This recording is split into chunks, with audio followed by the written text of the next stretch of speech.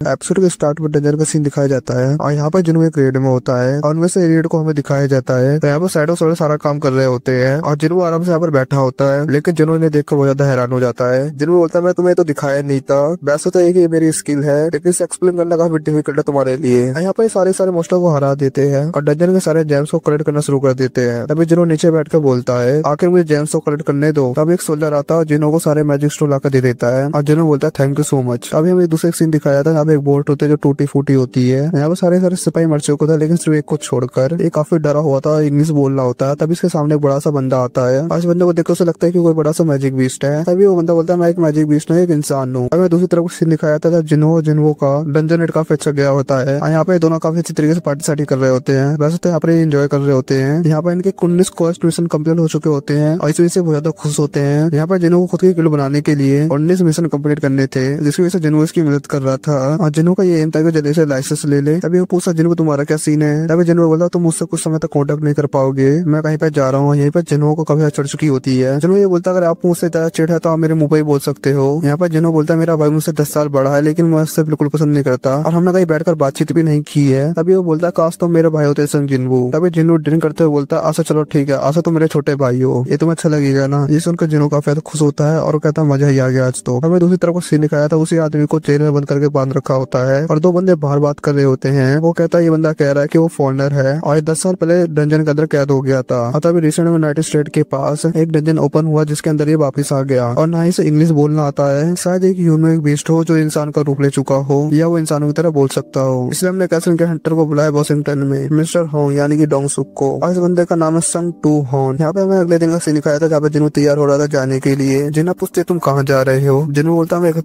Trip पे जा रहा हूँ। जिन्हों पूछते तुम किसका चाह रहे हो, तुमने मुझे बताया तुम्हारी गर्लफ्रेंड भी है। जिन्हों बोलता मैं अपने दोस्त के साथ जा रहा हूँ। ये बोलकर वहां से निकल जाता है और यहाँ पे जिन्हों आया था डीमन कासल के अंदर। तुम्हें याद होगा जब जिन्हों सरबराह से लड़ा था उस टाइम उसका लेवल 20 था लेकिन इस बार जिन्हों का लेवल ट्रिपल हो चुका है। कल से हरा सकता है वो बॉस को। जैसे ही बंदर घुसता उसे नोटिफिकेशन आया होता है कोस्ट का, उसे 10,000 डीमंस की सोल को इकट्ठा करना होगा। यहाँ पर वो अंदर आता है उसे काफी सारे डीमंस दिखते हैं। दूसरी तरफ जिन्हों का सीन दिखाया जाता है। यहाँ पर वो अपने डैड से मिलने आया होता है ताकि गिल्ड उसके नाम कर दिया जाए। यहाँ पर जिन्हों के डैड बोलता है क्या तुम्हारे हाथों में गिल्ड दे दूं मैं, तुम्हें पता है ना जिन्सो का प्लान। बेसिकली जिन्सो जिन्हो का बड़ा भाई है फिर भी तुम ऐसी बातें कर रहे हो। यहाँ पर जिन्हों बोलता मेरा बड़ा भाई किसी बाहर के बंदे को गिल्ड मास्टर बनाना चाहता है जो कि हमारी कंपनी के लिए बहुत ज्यादा खतरनाक हो सकता है। यहाँ पर जिन्हों के डैड बोलता है ये हंटर संग जिन्हू है। सही बोल रहा हूँ ना मैं, जो डबल डंजन रेड में था और वही शामिल था जब हॉन्डोक की ग्रुप को खत्म कर दिया गया था और उस टाइम में जब रेड गेट ओपन हुआ था। लेकिन फिर भी वो तीनों के एक्सीडेंट से बच के बाहर निकल गया। उसने तुम्हारे साथ हर रेड में पार्टिसिपेट किया था और हाल ही में जो रेड गेट इंसिडेंट हुआ व्हाइट टाइगर गिल्ड में और उनमें से काफी लोगों को बचा के भी लिया आया और उसी की वजह से तुमने गिल्ड का लाइसेंस हासिल किया है ना। और तुम चाहते हो मैं तुम्हें गिल्ड सौंप दूं। इसके बावजूद सर जिन्हों यही बोलता है मैं आपसे रिक्वेस्ट ये सर भी करता हूँ यूजन वाला गिल्ड सर मुझे सौंप दीजिए। उसके डैड यही बोलता है ठीक है मैं चाहता तुम एक ट्राई करो लेकिन मेरी कंडीशन है तुम संग जिन्हों को अपने गिल्ड में लाना होगा। मैं तुम्हें ब्लड टाइगर गिल्ड से अपने गिल्ड में लाना चाहते हैं लेकिन उनसे पहले उसे तुम्हें अपने गिल्ड में ज्वाइन कराना होगा। क्या तुम ऐसा कर सकते हो। जिन्हों बोलता है हाँ जरूर। दूसरी तरफ में डीमन कासल का सीन दिखाया जाता है। यहाँ पर जिन्हों ने काफी सारे डीमंस को मार दिया होता है। यहाँ पर जिन्हों नोटिस करता है वो इन डीमन की सोल को एक्सट्रैक्ट नहीं कर पा रहा है। तभी उसे एक एंट्री पास मिलता है जिसकी वजह से वो सेकंड गेट में जा सकता है यानी कि सेकंड फ्लोर पर। यहाँ पर जो गेट होता है वो काफी दूर होता है। तभी वो अपने एक आइस बेर को निकालता है जिसका नाम वो टैग रखता है क्योंकि उसके सामने जितने भी डीम सारे होते हैं वो सबको उड़ाते चले जा रहा होता है। दूसरी तरफ में चाय का सीन दिखाया जाता है जो स्विमिंग करके बाहर निकली होती है। सभी कोर्सों से देकर सारी इंप्रेस हो जाती है। यहाँ पर चाय थोड़ी टेंशन में होती है। यहाँ पर वो याद करते हैं उसकी चाय और इनसे बात ही होती है। यहाँ पर चाय चॉइस से ये बोलती है यहाँ पर हम पब्लिक को ये क्यों नहीं बता रहे जो रेड एड से उनके पंख भी निकल चुके हैं कभी भी हमारे बीच पहुंच सकते हैं। और कुछ ही लोगों को ये बात क्यों पता है। शायद बताता देखो यार जो हमसे बड़े लोग हैं उनका ये ऑर्डर है और वैसे भी हम ये बातें पब्लिक को बताएंगे तो पब्लिक डर जाएगी और फिर फालतू का हल्ला गुल्ला होगा। और चिंता मत करो हमें और ज्यादा स्ट्रॉन्ग होना है और देश का सबसे स्ट्रॉन्गेस्ट और बड़ा गिल्ड बनना है। दूसरी तरफ में फिर से जिन्हों का सीन दिखाया जाता है। जिन्हों ये कहता जब मुझे डंजन की चाबी मिली थी ये एक ऐसे रंग का डंजन होगा लेकिन धीरे धीरे मुझे ऐसा लग रहा है अपर भी रंग के मोस्टर है। धीरे धीरे जिन्हों को गिल्ड पासेस मिलते रहते हैं वो अलग अलग फ्लोर्स पे जाता रहता है। जिन्हों यहाँ पे अंदाजा लगाता है ओरिजिनल कसल जो 100 फ्लोर्स होते हैं चाहे जंगावा भी 100 फ्लोर्स हो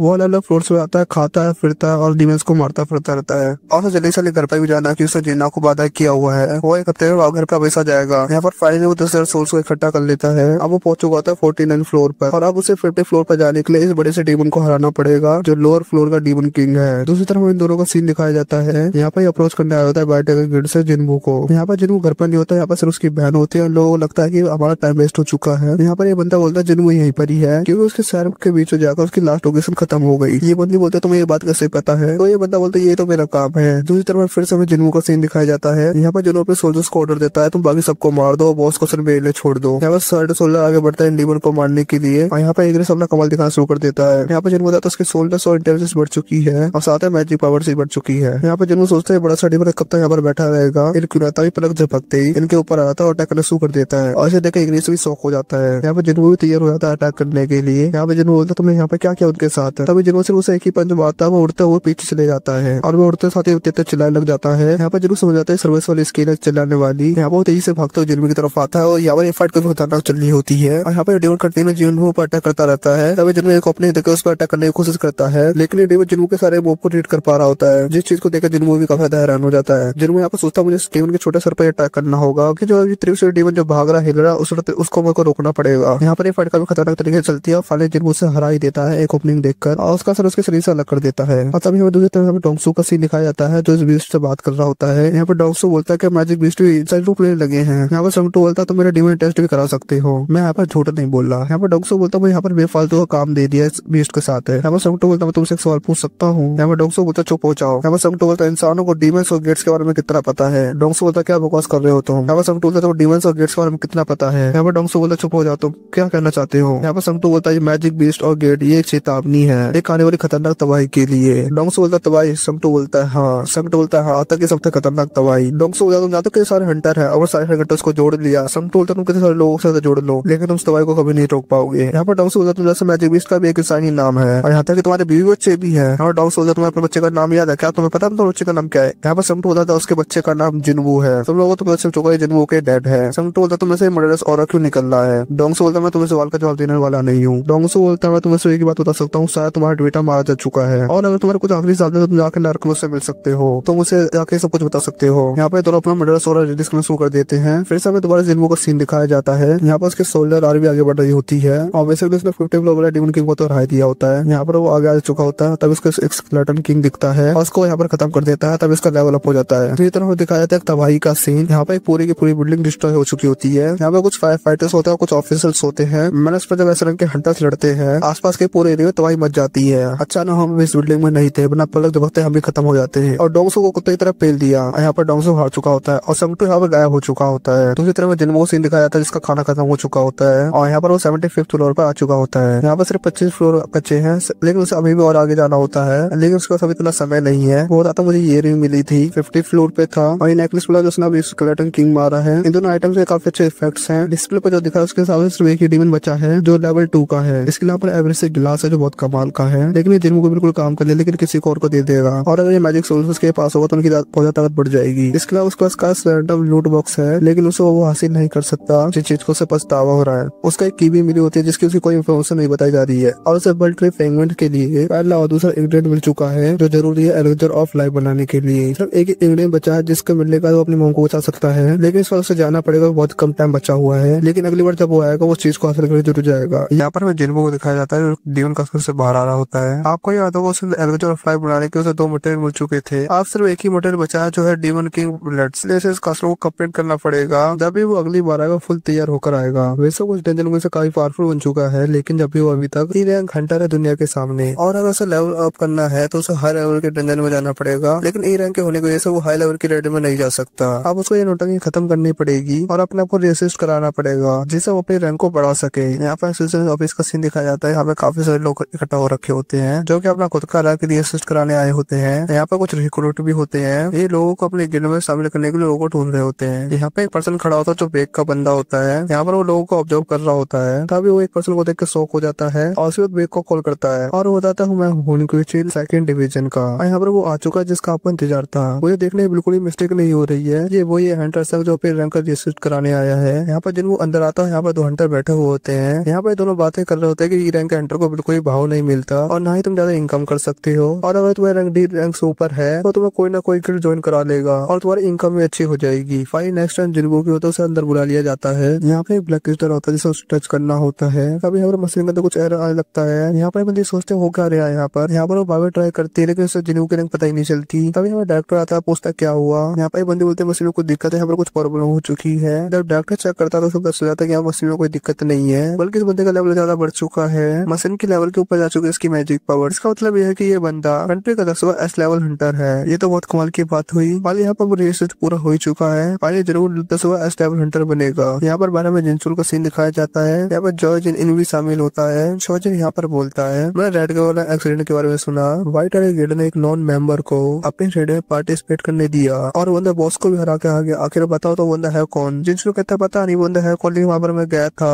लेकिन वहाँ से मैं जल्दी निकल गया था, मुझे सारी डिटेल नहीं पता है। अंदर से काफी ज्यादा आवाज आ रही होती है, तो चॉय पूछता है आखिर अंदर हुआ क्या है। जिनसुल बताता है कि अंदर रेसिस्ट होने वाले बंदे आए हैं। जिनसुल बताता है जो बंदे रिवेकन हुए हैं वो अपनी रैंक रेसिस्ट कराने आए हैं, शायद इसी वजह से अल्लाह गुल्ला हो रहा है। वो कहता है चलो मैं देख के आता हूँ। तभी चॉय भी बोलता है चलो मैं भी तुम्हारे साथ चलता हूँ। यहाँ पे जो भी बंदे अंदर होते हैं वो सारे के सारे हैरान हो चुके होते हैं। ये वो बंदा जिसकी मैजिक पावर मशीन भी ना पाई। तो वैसे भी ऐसे रैंक का हंटर बनना कोई आम बात तो नहीं है, और जिन लोगों के सामने आता है बाकी लोगों की पटी हो रही होती है। और तब यहाँ पे चॉय इन भी आ जाता है, रिप्रेजेंटेड हंटर गिल्ड का। जरूर इससे पता चल जाता है कि एक अल्टीमेट हंटर है और इसी का नाम इसी से पड़ा हुआ है। ये बंदा बहुत कमाल का फायर वाले मैजिक को कंट्रोल कर सकता है और इस चीज को इस बंदे ने परफेक्टली सीख लिया है। और चौजर आते ही जिन्मो को पहचान लेता है। ये जिन्मो जिसके तरह ज्यादा हल्ला गुल्ला हो रहा है, तो उसका और जो उसकी मैजिकल पावर काफी खतरनाक है। यहाँ पर अपना नाम बताता है, पूछता है कि तुमने यहाँ पे कोई गिल्ड ज्वाइन किया। यहाँ पे बोलता है यहाँ पे कुछ बातचीत भी कर सकता है, लेकिन जिन्मो यहाँ पे इग्नोर करके चले जाता है। यहाँ पे जिन्मो कहता है माफ करना मैं थोड़ी जल्दी में हूँ। ये सब बोलकर जिन्मो यहाँ से गायब हो जाता है। यहाँ पे जिनसुल से पूछता है, यहाँ पर वो पूछता है मैं यहाँ पर मैंने एडिटर से कुछ गलती तरीके से दिया था, यहाँ पर मैंने बता दिया कि मैं हूँ यहाँ पर हूँ कौन। यहाँ पर जिनसुल बोलता है हाँ आपने बताया तो था। और तब यहाँ पर बेग पीछे से भागता हुआ आता है। इसलिए यहाँ पर बेग को इन्फॉर्मेशन मिल चुकी थी। यहाँ पर जिन्मो से भाग के आया था जिन्मो से बात करने के लिए, लेकिन यहाँ पर वो लेट हो गया क्योंकि जिन्मो पहले जा चुका है। यहाँ पर चोजन को पता चल जाता है कि बेग आखिर भागते वक्त यहाँ पर क्यों आया है। तो बढ़ते तरह जिन्मो सब चीज के लिए, लेकिन यहाँ पर बेग को ये सब कुछ पसंद नहीं आता क्योंकि चोजन को सब कुछ बात चल चुकी है। बेग बोलता है यहाँ पर चोजन को पता चल गया है। यहाँ पे बहुत बुरा सीन हुआ मेरे साथ। यहाँ पे दूसरी तरफ जिन्मो को सीन दिखाया जाता है जो अपनी माँ के बैठा हुआ होता है। यहाँ पे जिन्मो बोलता है आप कभी अचानक से उड़ जाएगी और मेरे से बातें करने लग जाओगी, लेकिन कोई बात नहीं मॉम, थोड़ा समय और थोड़ा बस मेरा इंतजार कीजिए। जैसे वो बाहर तो चौज यहाँ पर बाहर खड़ा हुआ होता है। वो कहता है हमारे जो सर्विलेंस डिवीजन का टास्क है ना, हम मॉनिटरिंग करते हैं हंटर्स को,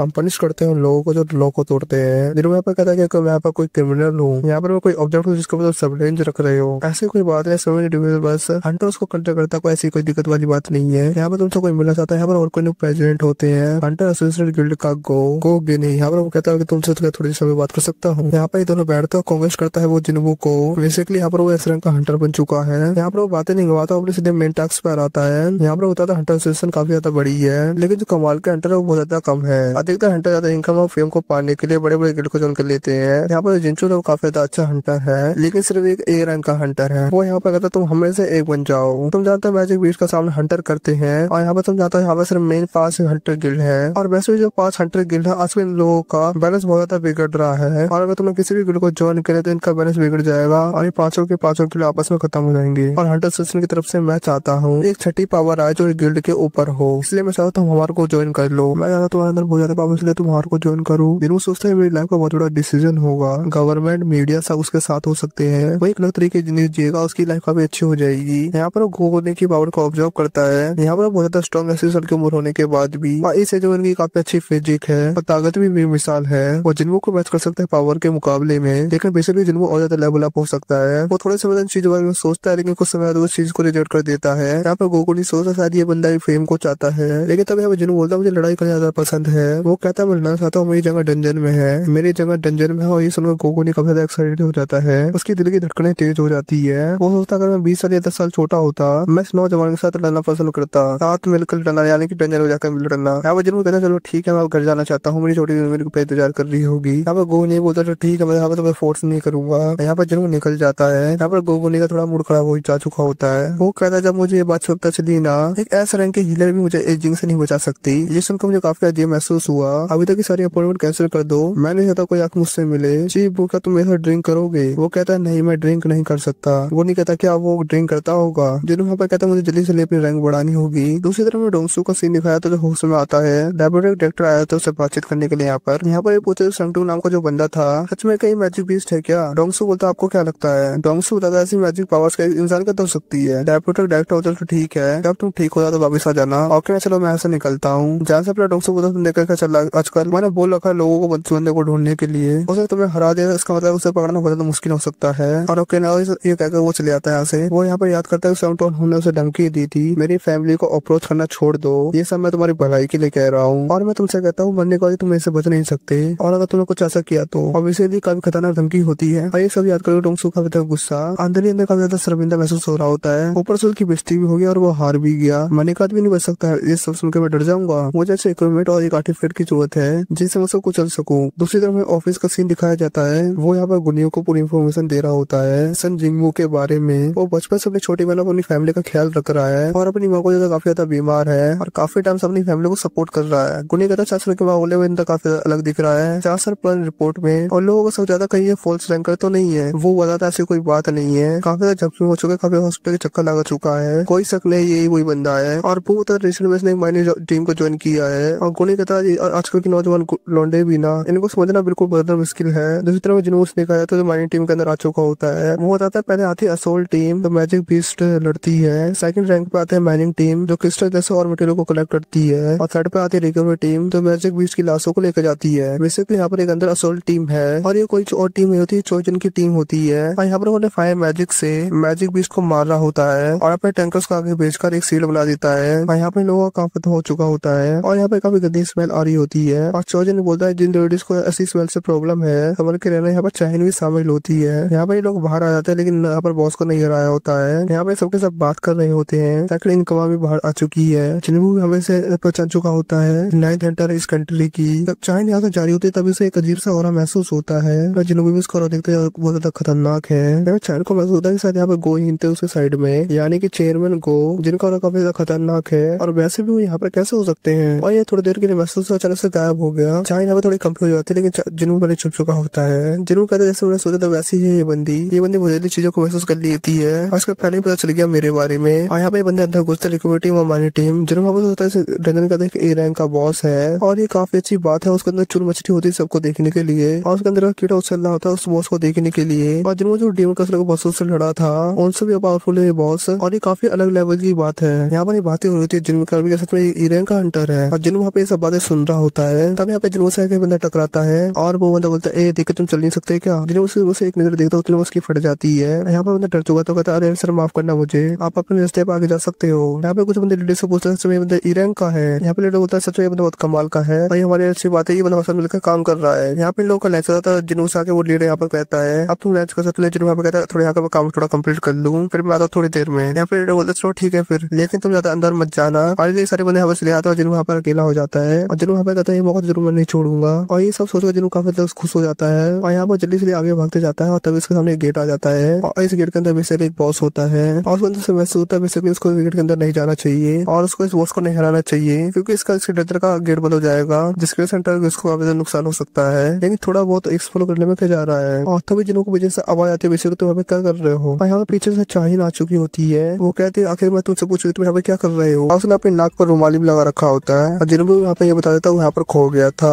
और उसे यहाँ पर रास्ता नहीं मिला था इसलिए वो गलती से यहाँ पर आ गया। और चाहे जिन्हों को यहाँ पे ये बताते हैं तुम उस गेट से दूर जाना चाहिए क्योंकि यहाँ पर बॉस का रूम है। यहाँ पर जिन्हों भी इम्प्रेस हो चुका होता चाय की स्किल से क्योंकि जब तक वो बोली नहीं थे तब तक जिन्हों को उसके बारे में पता ही नहीं चला था जिस बात से वो बहुत ज्यादा इम्प्रेस हो जाता है। चाहे यहाँ पे नोटिस करते जिन्हों का आगे थोड़ी देर पहले वेपन था लेकिन अब नहीं है। क्या वो ऐसा सोच रही थी। चाहे पे बोलते अगर तुम बॉस के यहाँ पर गुस्सा दिला दोगे तो हो सकता है कि पूरी माइंड टीम की जान खतरे में आ जाए। वो सब लोगों को खत्म करते तुम्हें यहाँ से चले जाना चाहिए। जिन्हों में जब यहाँ से जाता तो वो साइड से निकलता है। चाहे यहाँ पे तभी एक बात नोटिस करती है तभी चाहे अपना नाक से रुमाल हटाती है और जिन्हों को स्मेल करने लग जाती है। चाहे पूछती है तुम कैसे सच में एक हंटर हो। जिन्हों बोलता है हाँ। चाहे तब इसकी रैंक चेक करती है जिन्हों वो एक ई रैंक का हंटर है। चाहे बोलते चलो ठीक है अब तुम वहाँ से वापस लौट जाओ, ये बहुत बड़ा डेंजर से तुम संभल के जाना। यहाँ पे तुम्हें चाय के एक स्किल के बारे में बताता हूँ। चाय को हर किसी के अंदर एक अजीब से स्मेल आती है लेकिन यहाँ पर चाय को जिन्हों में से कोई स्मेल नहीं आ रही होती है लेकिन यहाँ पर जिन्हों की स्मेल काफी अच्छी लगी। ये स्मेल किसी आम हंटर की तरह नहीं थी और ये बात काफी सारे माइनर्स को पता चलती है। ये लोग काफी ज्यादा इम्प्रेस हो जाते हैं। क्या कमाल की बात है तुम टकराए विक्की सजा के चाइन से। तुम तो काफी ज्यादा लकी हैं, तो उससे सिर्फ दूर से ही देख सकते हैं और नारी से बातें कर सकते हैं। यहाँ पर ये लोग बताते हैं यहाँ पर चाइन लोगों के प्रोटेक्शन के लिए पेट्रोलिंग करती रहती है और अपना रेस्टिंग टाइम में बर्बाद कर देती है। लेकिन हंटर चाय को हंटर के पास रहना बिल्कुल पसंद नहीं है। उनको हंटर की स्मेल से कुछ अजीब महसूस होता है और इसी वजह से हमेशा अपनी नाक को कवर रखती है। यहाँ पर जिन्हों की बात रियलाइज होती है। यहाँ पर चाय को जिन्हों से हंटर की कोई भी स्मेल महसूस नहीं हुई थी और तुम्हें याद होगा उस डीमन को भी जिन्हों के अंदर से कोई इंसान की स्मेल नहीं आई थी। इसका मतलब वो है कि वो एक सिर्फ एक प्लेयर है और शायद इसी वजह से सिस्टम ने उसे एक फेवर दे रखा है। यहाँ पर ये मिशन खत्म हो जाता है और उनका जो यहाँ पर बॉस होता है वो जिन्हों को काफी अच्छी पेमेंट दे देता है और वो कहता है जिन्हों का तुम्हारे वैसे वहाँ जल्दी काम खत्म हो गया, क्या तुम हमारे साथ ज्वाइन कर लोगे।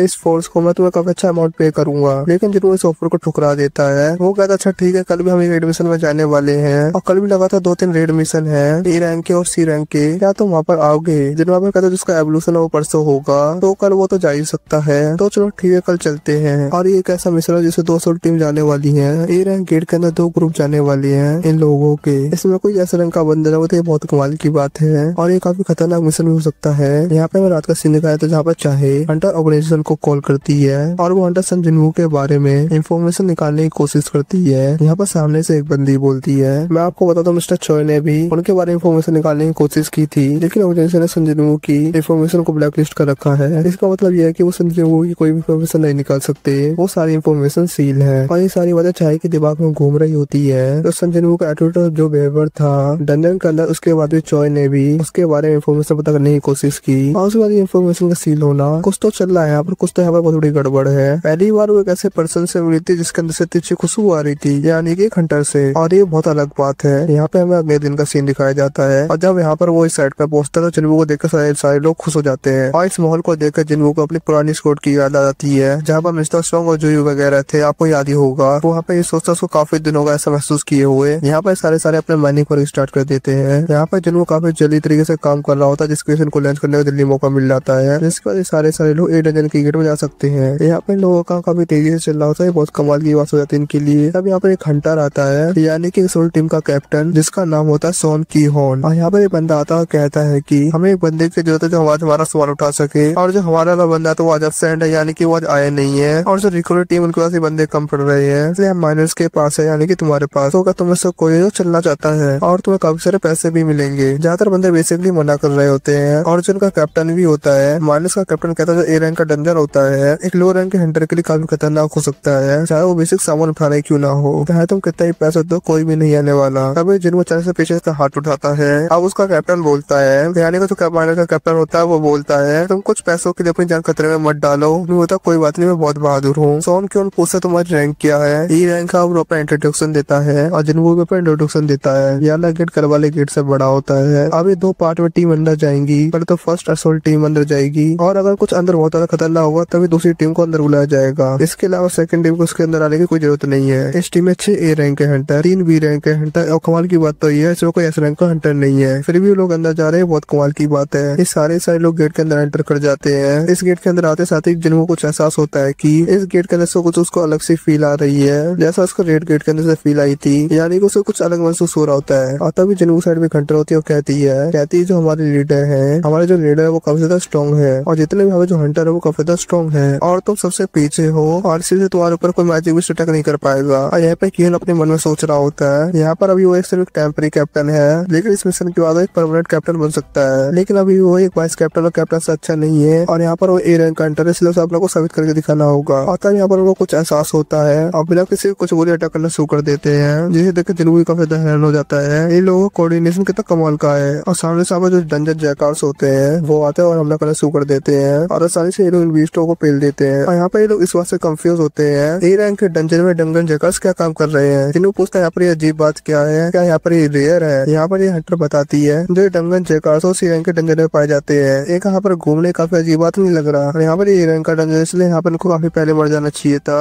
अगर यहाँ पर ये है भी तो। अभी जिनको नोटिस करता है इनके गले में पट्टा बंधा हुआ है, इसका मतलब ये है कि इनको किसी ने पाल पोस के बड़ा किया है। इससे पहले ये लोग कुछ सोच पाए तभी ऑक्स आ जाते हैं और ऑब्वियसली यहाँ पर ये बात जैकल से बहुत ज्यादा खतरनाक होता है। ये यहाँ पर एक और से भाला फेंक के मारता है, जिससे यहाँ पर क्यों की सीढ़ी भी टूट जाती है। टैंकर आगे आता है, इनको भड़काने की कोशिश करता है, तभी ऑक्स पीछे बंदों को अटैक करना शुरू कर देते हैं। तभी यहाँ पर कभी खतरनाक फाइट स्टार्ट हो जाती है। इनकी टीम में हीलर्स भी होते हैं, मैजिशियंस भी होते हैं, अटैकर्स भी होते हैं, टैंकर्स भी होते हैं, यानी कि आप सारे अपना अच्छी तरीके से रोल निभा रहे होते हैं। इवन यहाँ पर एक बंदे के पास आग वाले मैजिक सोल्स बनाने की स्किल भी होती है, इस वजह से इस बंदे की काफी एचपी खत्म हो जाती है। यहाँ पर बंदे काफी खतरनाक तरीके से अच्छे तरीके से लड़ रहे होते हैं, लेकिन यहाँ पे ऑब्वियस सी बात होती है यहाँ पर जो ऑप्स होते हैं इन लोगों को ओवर पावर करने लग जाते हैं। यहाँ पर ये यहाँ पे एक बंदे का हाथ भी काट देते हैं, लेकिन यहाँ पर जो हीलर होती है वो इस बंदे को पूरा हाथ रिजनरेट कर देती है, जो बहुत कमाल की बात है। तभी पीछे से एक और आग आ जाता है, इस सेंटर के ऊपर हमला करने वाला होता है ना, ये होगा चाहे हवा में उठने लग जाता है, उसका गला घुटने लग जाता है। यहाँ पे जिनको अपने स्किल का यूज करता है और इस स्किल की वजह से जिनको कोई देख नहीं सकता, ये जिनको का स्ट्रेंथ मोड है। ये से एक बंदे को हराने के बाद मिला था। बेसिकली जिनको इन ऑक्स को घायल और कमजोर करना शुरू कर देता है, इनके पैरों पर अटैक करता है, इनके गले पर अटैक करता है, जिससे ये कमजोर हो जाए थोड़ा बहुत। जिनको का मेन मोटिव भी होता है बेसिकली वहाँ पर एक आउटसाइडर है, इसलिए यहाँ पर वो स्टैंड आउट नहीं करना चाहता है। और ऑब्वियसली बात है यहाँ पर जिनको यहाँ पर लोगों को मरता हुआ नहीं देख सकता,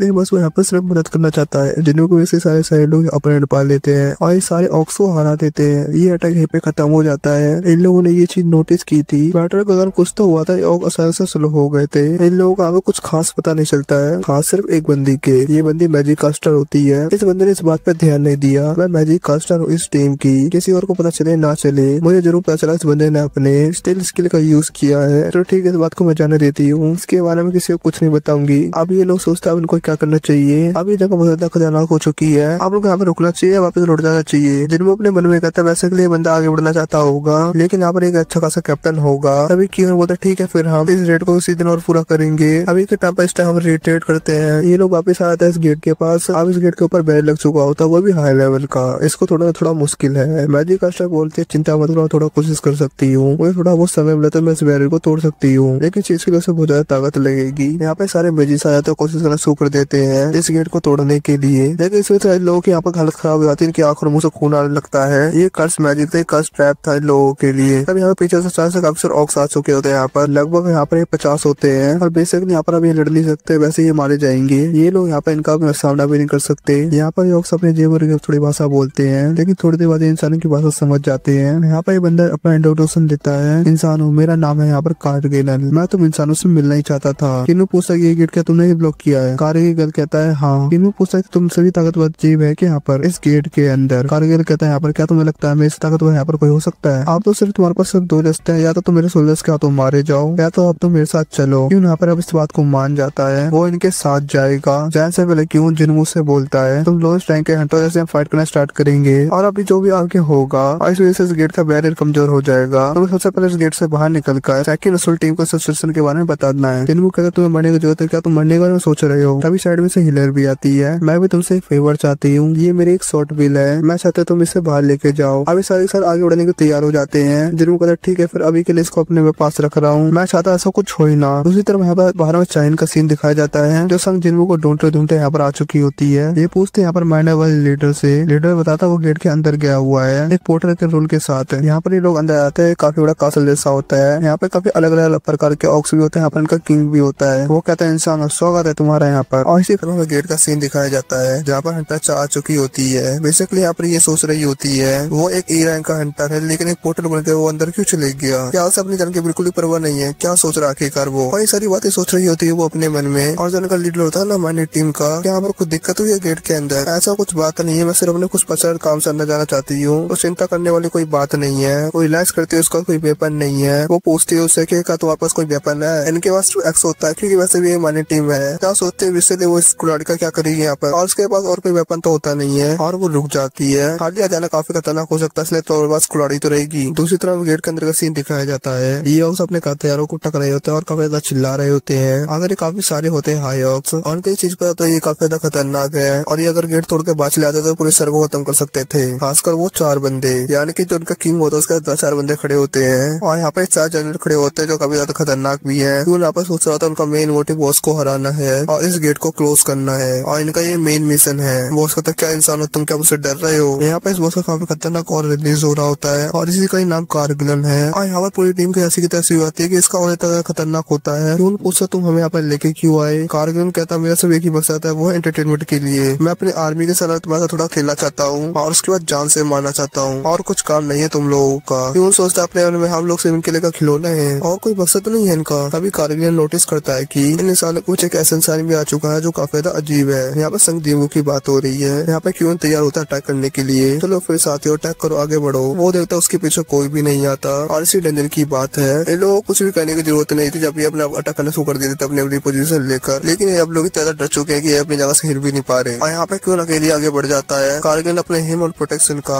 इस्तेमाल करके अपने आगे एक सीढ़ी ले आता है, इससे क्यों नाकाम हो जाता है अपने अटैक करने से। और यहाँ पर कारगिल अपने ग्रेविटी मैजिक का यूज करके क्यों उनको नीचे पटकता है, ऊपर पटकता है, बस 12 ही पटकता रहता है। हाँ उसकी हालत बहुत ज्यादा बेकार हो जाती है। बेसिकली बस उसके साथ खेलना होता है। तभी आके जिन्हों उसे बचा लेता है। वो कहता है कैप्टन सांग, वो कहता है मुझे पता है ये हंटर्स का डंजन है और इसमें मुझे अपनी नाक नहीं घुसानी चाहिए, लेकिन इसमें पूरी असोल्ट टीम की जान खतरे में आ चुकी है। ये लोग यहाँ सारे भाग भाग कर आ जाते हैं। तभी कारगिल का एक जिन्होंने पर अटैक करने वाला होता है, और जिन्हों एक ही आंसू से रोक देता है, और वो पीछे मुड़ता भी नहीं और उसे ऊपर फेंक देता है, जैसा कारगिल ने किन उनके साथ किया था। जिन्हों पूछता है मैं सिर्फ तुमसे एक बात पूछना चाहता हूँ, क्या ये सारे मैजिक विस्ट क्या तुम मेरे लिए छोड़ सकते हो? क्यों कहता है प्लीज। होगी। कारगिल समझ आता है बंदा काफी ज्यादा स्ट्रॉन्ग है और अब इस बात है क्यों ने भी परमिशन दे दी है। तभी जिन्हों अपनी शैडो आर्मी को बुलाने लग जाता है। यहाँ पर जिन्हों की पूरी आर्मी आ चुकी होती है। यहाँ पर जिन्हों की पूरी शैडो आर्मी हो चुकी होती है, लेकिन फिर भी कारगिल की आर्मी काफी ज्यादा बड़ी होती है। जिन्हों कहता है मैं तुम्हें हरा दूंगा, चाहे हमारा कितना ही बढ़िया मैच बना हो। दूसरी तरफ में बाहर गेट का सीन दिखाया जाता है। इधर हमारी टीम तो शामिल होती है। यहाँ पर ये लोग देते हैं यहाँ पर सर्वेलेंस टीम आ चुकी है, यानी कि यहाँ पर जिन आ चुका होता है। वो अपने मन में सोचता है कि जिन्हों यहाँ पर क्यों आया है और वो भी एक आम सा माइनर बनकर, और यहाँ पर वो 2 दिन से काम कर रहा है। वो यहाँ पर जिन्हों के पोस्टर तो बताता है जो गेट जिन्हों गेट के अंदर गया हुआ है। यहाँ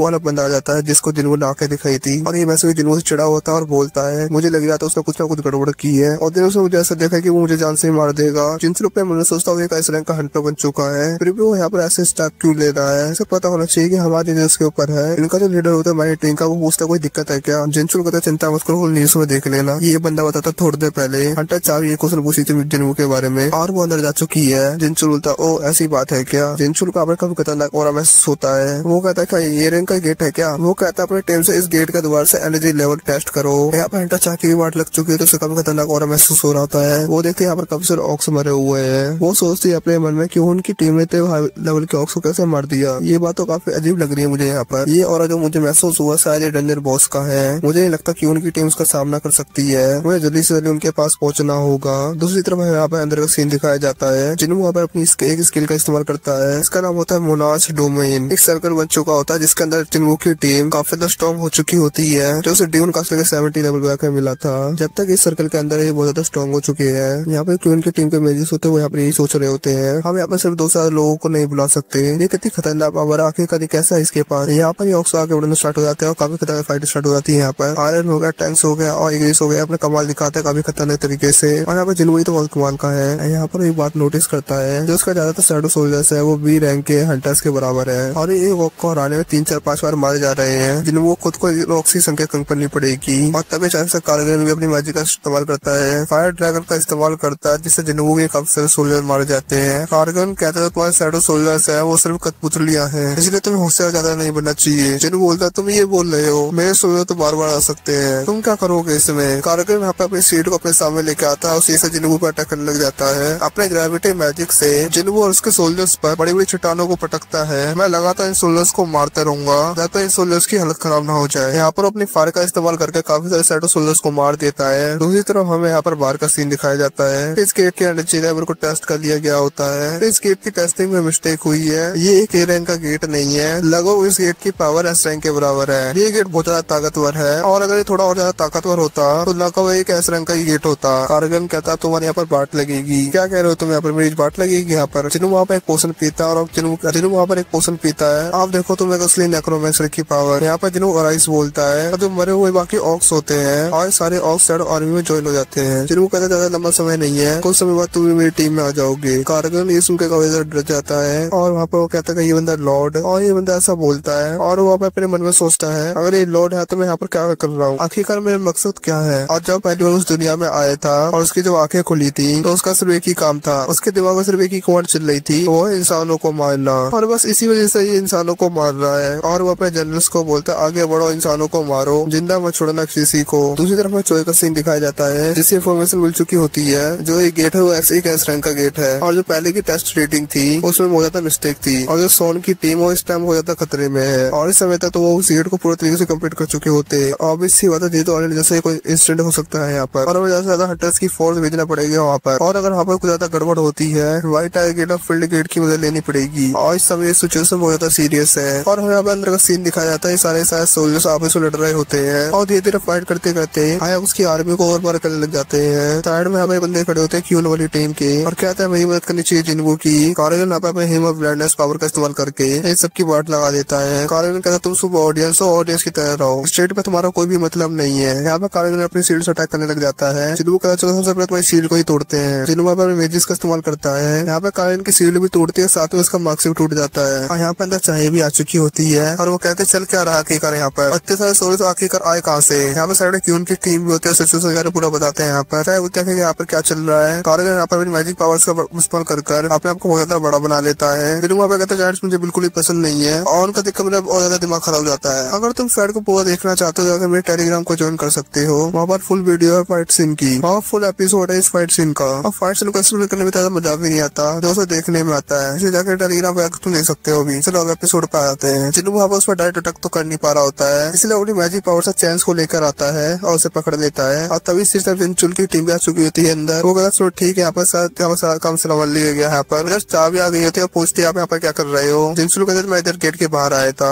इधर काफी खतरनाक एनर्जी आ रही है यहाँ पर। मैं सोचा इधर मैं सपोर्ट के लिए और टीम के लिए, लेकिन अब यहाँ पर कोई मतलब नहीं था इस चीज के लिए। जिनचुल यहाँ पर जरूर को काफी देखकर शौक हो जाता है। कहता जरूर काफी खतरनाक फाइटिंग के साथ साथ सबनी मैजिक का भी इस्तेमाल कर सकता है। अच्छा इस चीज को देख काफी इम्प्रेस हो चुकी होती है। आप पूछते हैं आप उसके बारे में जानते हो। जिनचुल कहता ज्यादा कुछ नहीं। दूसरी तरफ कानून की बहुत ज्यादा हाथ खराब हो चुकी होती है और जरूर कानून के जनरल द्वारा ही उसे बहुत बुरी तरीके से मरवाता है। फिर बॉस तो हार गया होता है, लेकिन जो आइटम मिलेंगे वो अंडर गेस्ट के लिए छोड़ देता है और यहाँ पर वो कानून की शैडो को अराइज बोल देता है और अपनी टीम में शामिल कर लेता है। और जरूर कहता है तुम बहुत ज्यादा शांत हो चुके हो। इधर वो एक लाइट रैंक का सोल्जर होता है, इसलिए इधर उसका नाम लेकर बोला जाता है। अब जरूर वहाँ पर उसका नाम फैंग रख देता है और वहाँ पर अपनी आर्मी को गायब कर देता है और देखते हैं यहाँ पर वो जिनचुल आ चुका है और वो कहता है अरे यार मैंने सबके चक्कर में जिनचुल को तो इग्नोर ही कर दिया, मुझे तो पता नहीं चला वो कब आया है यहाँ पर। उनकी टीम कुछ तो ज्यादा पावरफुल हो तो तुम एक इम्पोर्टर बोल के क्यों आया यहाँ पर? फालतू कुछ बातें पूछते हैं। तब यहाँ पे जिनको कुछ खोल पाए तब यहाँ पे सर्विलेंस की टीम आ जाती है और वहाँ पे इंट्रोडक्शन कहते हैं जिनको यहाँ पर तुम्हारे सामने और एसएसएन का टॉप सीक्रेट है और हंटर जिनको ने अपने एसएन की एबिलिटी दिखाई तुम्हारे सामने। ज्यादा हल्ला गुल्ला मत करना, उन बातों को अपने तक रखना। ध्यान से किन्हों शुक्रिया करता है जिनको का, उसकी वजह से सारे लोग जिंदा बचे और सारे झुकता है जिनको के सामने। और जो बिल्ली था जो इस मेज ने दी थी और वो वापस कर देता है जिनको। तभी बात करने वाली होती है, तभी साइड में खड़ी हुई मेडिसिन पूछती है मिस आपने कुलरी क्यों पकड़ रखी है अपने हाथ में? चाको यहाँ पे कभी शर्म आती है। वो कहते हैं कि इस चीज को देखकर उसको काफी अजीब लगा होगा, उससे लग रहा होगा कि मैं बहुत ज्यादा अजीब हूँ। दूसरी तरफ हमें ऐसे सीन दिखाया जाता है, मतलब की चोज इनका और यहाँ पर आकर क्यों ने रिपोर्ट की होती है। तो कहता है मतलब ऐसा है पर ऐसा है की व्हाइट टाइगर उसका हमारी उसने मदद कर दी है। वो काफी सोल्जर्स को समन कर सकता है और एक असेंस टाइप का हंटर है और ये बात बहुत ज्यादा कमाल की है। ये बात यकीन करना बहुत ज्यादा मुश्किल हो रहा है और उसकी स्पीड बहुत ज्यादा कमाल की है ना, यकीन करना थोड़ा मुश्किल हो रहा है। तो क्यों तुम्हें क्या लगता है हंटर संग जिनको और मुझे को ज्यादा ताकतवर है? लेकिन यहाँ पे बता रेड मिस्टर जाने में काफी हंटर की मदद लगती है, तब दूसरे की मदद करती है तो कॉमन सेंस वाली बात है। और अगर आप एक ए रैंक की डंजन में जाए उसको जाकर अकेला क्लियर कर सकते हैं। तो कहता है नहीं ऐसा तो नहीं कर सकता मैं, इसके साथ जो मेरा टाइटल है अल्टीमेट हंटर का वो तो सिर्फ एक मजाक उनके रह गया है। चलो फिर अब मैं यहाँ से जाता हूँ और तुम उसको यहाँ पर लेके आना। दूसरी तरफ हमें यहाँ पर एक कैफे का सीन दिखाया जाता है। यहाँ पर जिन्हों के मिलता है और उससे बातें करता है। वो कहता है कि तुमने अपने डैड से बात की हंटर गिल्ड के बारे में। दूसरी तरफ यहाँ पर अनाउंसमेंट का दिन होता है। इधर एक लुई विल्सन नाम का बंदा होता है, इसके अंदर काफी कमाल की स्ट्रेंथ होती है और एक नॉर्मल इंसान काफी ऊपर है और यहाँ पे ये बैठा होता है। एपिसोड के स्टार्ट में दिखाया जाता है रिपोर्टर्स का सीन। यहाँ पे सारे के सारे रिपोर्टर्स हंटर एजुकेशन के सामने खड़े होते हैं और यहाँ पे रिपोर्टर्स खड़े बेसिकली यहीं पर ही हंटर को रेवोल्यूशन होता है। यहाँ पे इसलिए खड़े इनको कुछ अच्छी न्यूज मिली होती है। न्यूज इनको ये मिली चलो मैं बताता हूँ। तभी अचानक से यहाँ पे आकर दो गाड़ी रुकती है, इससे निकलता है बेक व्हाइट टाइगर गिल्ड का और चोज इन हंटर गिल्ड्स का। और यहाँ पे दोनों आए होते हैं और वैसे ही बहुत ज्यादा फेमस है। यहाँ पे दोनों सोचते हैं बाकी का रिपोर्टर्स यहाँ पर क्या कर रहे हैं। यहाँ पर रिपोर्टर्स पूछते हैं कि आप भी ल्यूमिसन को अपने गिल्ड में ज्वाइन कराने के लिए आए हो। यहाँ पे दोनों सीधे ही मना कर देते हैं और कहते हैं हम अपने कुछ और काम से आए हैं यहाँ पर। यहाँ पे दोनों ही बात करने लग जाते हैं। जिन्होंने दोनों ही गिल्ड्स की मदद की है और दोनों का मेन मोटिव यही है वो किसी न किसी तरीके से जिन्हों को अपने गिल्ड में ज्वाइन करा पाए और इसी एक दूसरे को नीचे दिखाने लग जाते हैं। और तभी यहाँ पर फील्ड गिल्ड का मास्टर आता है। अगर तुम ल्यूमिसन को रिक्रूट करने नहीं आए तो और तुम्हारा यहाँ पे और क्या काम हो सकता है। यहाँ पर वो चिल्ला के बोलते हैं क्या तुम बार बार ल्यूमिसन चिल्लाए जा रहे हो, मुझे क्या फर्क पड़ता है उससे। यहाँ पे बंदे सोचते हैं आखिरकार क्या हो गए दोनों बंदों को और दोनों एक जैसे ही बात कर रहे हैं। तब यहाँ पे जिन्हों आता है, जिन्हों सोचता है कि रिपोर्टर यहाँ पर क्या कर रहे हैं। दूसरी तरफ यहाँ पे जिन्ना के स्कूल सीन दिखाया जाता है। यहाँ पे सारी लड़कियां एक्साइटेड होती है ल्यूमिसन के इंटरव्यू के लिए। बेसिकली ल्यूमिसन एंटरटेनमेंट की दुनिया में काफी ज्यादा पॉपुलर है, जिस वजह से सारी लड़कियां उसे जानती हैं। दूसरी तरफ हमें ल्यूमिसन के इंटरव्यू का सीन दिखाया जाता है। यहाँ पर सिर्फ आलतू फालतू बातें करता है, जैसे मैं यहाँ पर हंटर बनूंगा, लोगों की मदद करूंगा। तभी साइड में यहाँ पर एक गार्ड होता है जो जिन्नू को रोकता है। वो कहता है यहाँ पर एंटर बदल चुके बाद में आना, क्या काम है तुम्हारा यहाँ पर, एवोल्यूशन होने वाला है मेरा यहाँ पर। मेसू कहता अपने मन में कहता आखिरकार बेवकूफ है कौन, आखिरकार कर क्या रहा है यहाँ पर। वो कहता तुम्हें समझिए आज एंट्रेंस बंद है। तभी पीछे से गोगा नहीं आता है। वो कहता मुझे तो नहीं लगता आज एंट्रेंस बंद है, भाई लौंडा मेरे साथ है, आज इसको मेरे साथ अंदर आने दो। और मैं तुमसे कहता ना यहाँ पर इस टाइम कोई भी प्रेस कॉन्फ्रेंस मत रखना यहाँ पर। गुनी यहाँ पे जिन्हों को अंदर लेके चले जाता है। यहाँ पर हमें अंदर का सीन दिखाया जाता है। यहाँ पर बेक और चोजन काफी देर से इंतजार कर रहे होते हैं दोनों का। गुनी बता जब इन दोनों को पता चला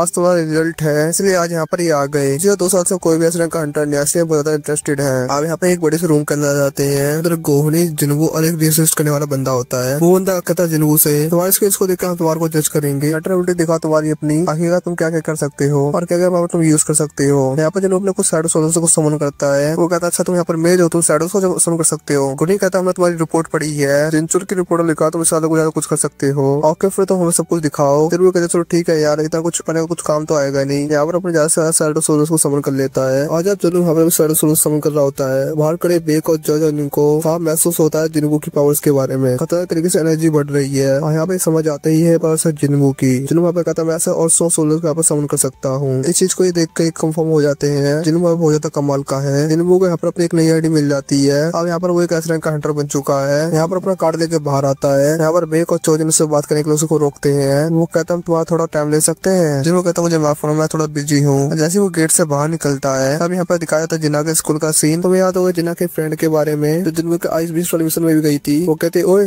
जिन्ना तुम्हारा भाई जिन्गू टीवी पर है। दूसरी तरफ हमें माइनिंग वाला हुआ सीन दिखाया जाता है। उनको भी पता चल चुका होता है और जूही को भी पता चल चुका होता है एक ऐसा रैंक का हंटर है जिन्गू। यहाँ पे बहुत कमाल की बात हो चुकी होती है और यहाँ पर मिसो बाहर रो रहा होता है क्योंकि यहाँ पर उसने सारे रिपोर्ट को बुलाया होता है और सारे रिपोर्ट पहुंच चुके होते हैं जिन्गू के पास। अब बेसिकली यहाँ पे बहुत बड़ी बात होती है और काफी समय एक ऐसा हंटर बना है। दूसरी तरफ यहाँ पर जिन्गू का सीन दिखाया जाता है जो यहाँ पर अपने डैड से मिलने आया होता है। उसके डैड पूछते हैं सक्सेसफुल हुए। जिन्होंने यहाँ पे कहता है मैं सक्सेसफुल हुआ, मैं उन्हें अपने गिल्ड में ज्वाइन करने के लिए नहीं मना पाया। यहाँ पे पहले कैसे दिखाया था उससे जिन्हों से बात की होती है। जिन्हों यहाँ पर बताता है कि मैं और भी ज्यादा ताकतवर बनना चाहता हूँ और अगर मैं किसी भी ऑर्गेनाइजेशन को ज्वाइन करूंगा तो फिर वो मेरे रास्ते में आएंगे, इसलिए मैं ऐसा कुछ नहीं कर सकता। जिन्हों अपने डैड को बताता है। जिन्हों ने कहा वो उसके साथ ज्वाइन हो जाए। इस वजह से जिन्हों के डैड को ज्यादा गुस्सा आता है तो मेरे पास आया अपने भाई की जगह छीनने की कोशिश भी की। फिर तुम क्या तो मुझे इस बात से कोई फर्क नहीं पड़ता, क्या तुम उसके लिए काम करना चाहते हो। जिन्हों सोचता है वाले पल जो जिन्हों के साथ उसने बिताए थे। वो कहता है हाँ मैं जिन्हों के साथ काम करना चाहूंगा। दूसरी तरफ यहाँ पर जिन्हों का सीन दिखाया जाता है। यहाँ पर वो ज्यादा कंफ्यूज हो चुका होता है क्योंकि यहाँ पर काफी सारी मीडिया होती है। यहाँ पर बेक होता है कहता है यहाँ पे तुम्हारा काफी सारा दिमाग खा जाएंगे इससे तुम मेरे साथ चलो। तो भी पहले वक्त यहाँ से गायब हो जाता है। सबके पीछे आते हैं सारे रिपोर्टर्स के। चौजन कहता है क्या कमाल का बंदा है, एक मैजिशियन होने के साथ साथ फिजिकली बहुत ताकतवर है। लेकिन यहाँ पर बेक ज्यादा हैरान होता है और वो यहाँ पर कहता है ज्यादा फास्ट। वो कहता है मैंने उसे अपनी आंखों से यहाँ पर देख भी नहीं पाया ढंग से। और वो कहता है पिछली बार जब मैं उससे मिला था वो इतना ताकतवर नहीं था और क्या वो और भी ताकतवर हो गया, ऐसा कैसा हो सकता है। जिन्हों का सच रंग की आइडिया चुका है इसलिए वो महंगे महंगे आइटम भी खरीद सकता है। अब वो अपने उस मटेरियल को ही बेच सकता है और अब उस पर कोई भी शक नहीं करेगा। अब यहाँ पर वो हंटर ऑप्शन नाम के गिल्ड पे आता है। यहाँ पर बेसिकली यहाँ पे शॉप होती है जहाँ पर मैजिकल आइटम को बेचा खरीदा सकता है। जिन्होंने हमें बताया जाता है मुझे ऐसे डेंजर के मटेरियल्स चाहिए जो काफी ज्यादा गर्म है। वो जिन्हों को एक केप दिखाता है जिसे वो अपने कपड़ों के ऊपर पहन सकता है, एक रिंग जो हाथों में पहन जा सकती है। और दोनों ही आइटम बहुत कमाल के होते हैं। जिन्हों पूछता है इसका प्राइस क्या है। जिन्हों जब प्राइस देखता है तो वो कहता है इसमें कोई डिस्काउंट नहीं मिल सकता क्या। वो कहता है सॉरी सर इसमें कोई डिस्काउंट नहीं हो सकता,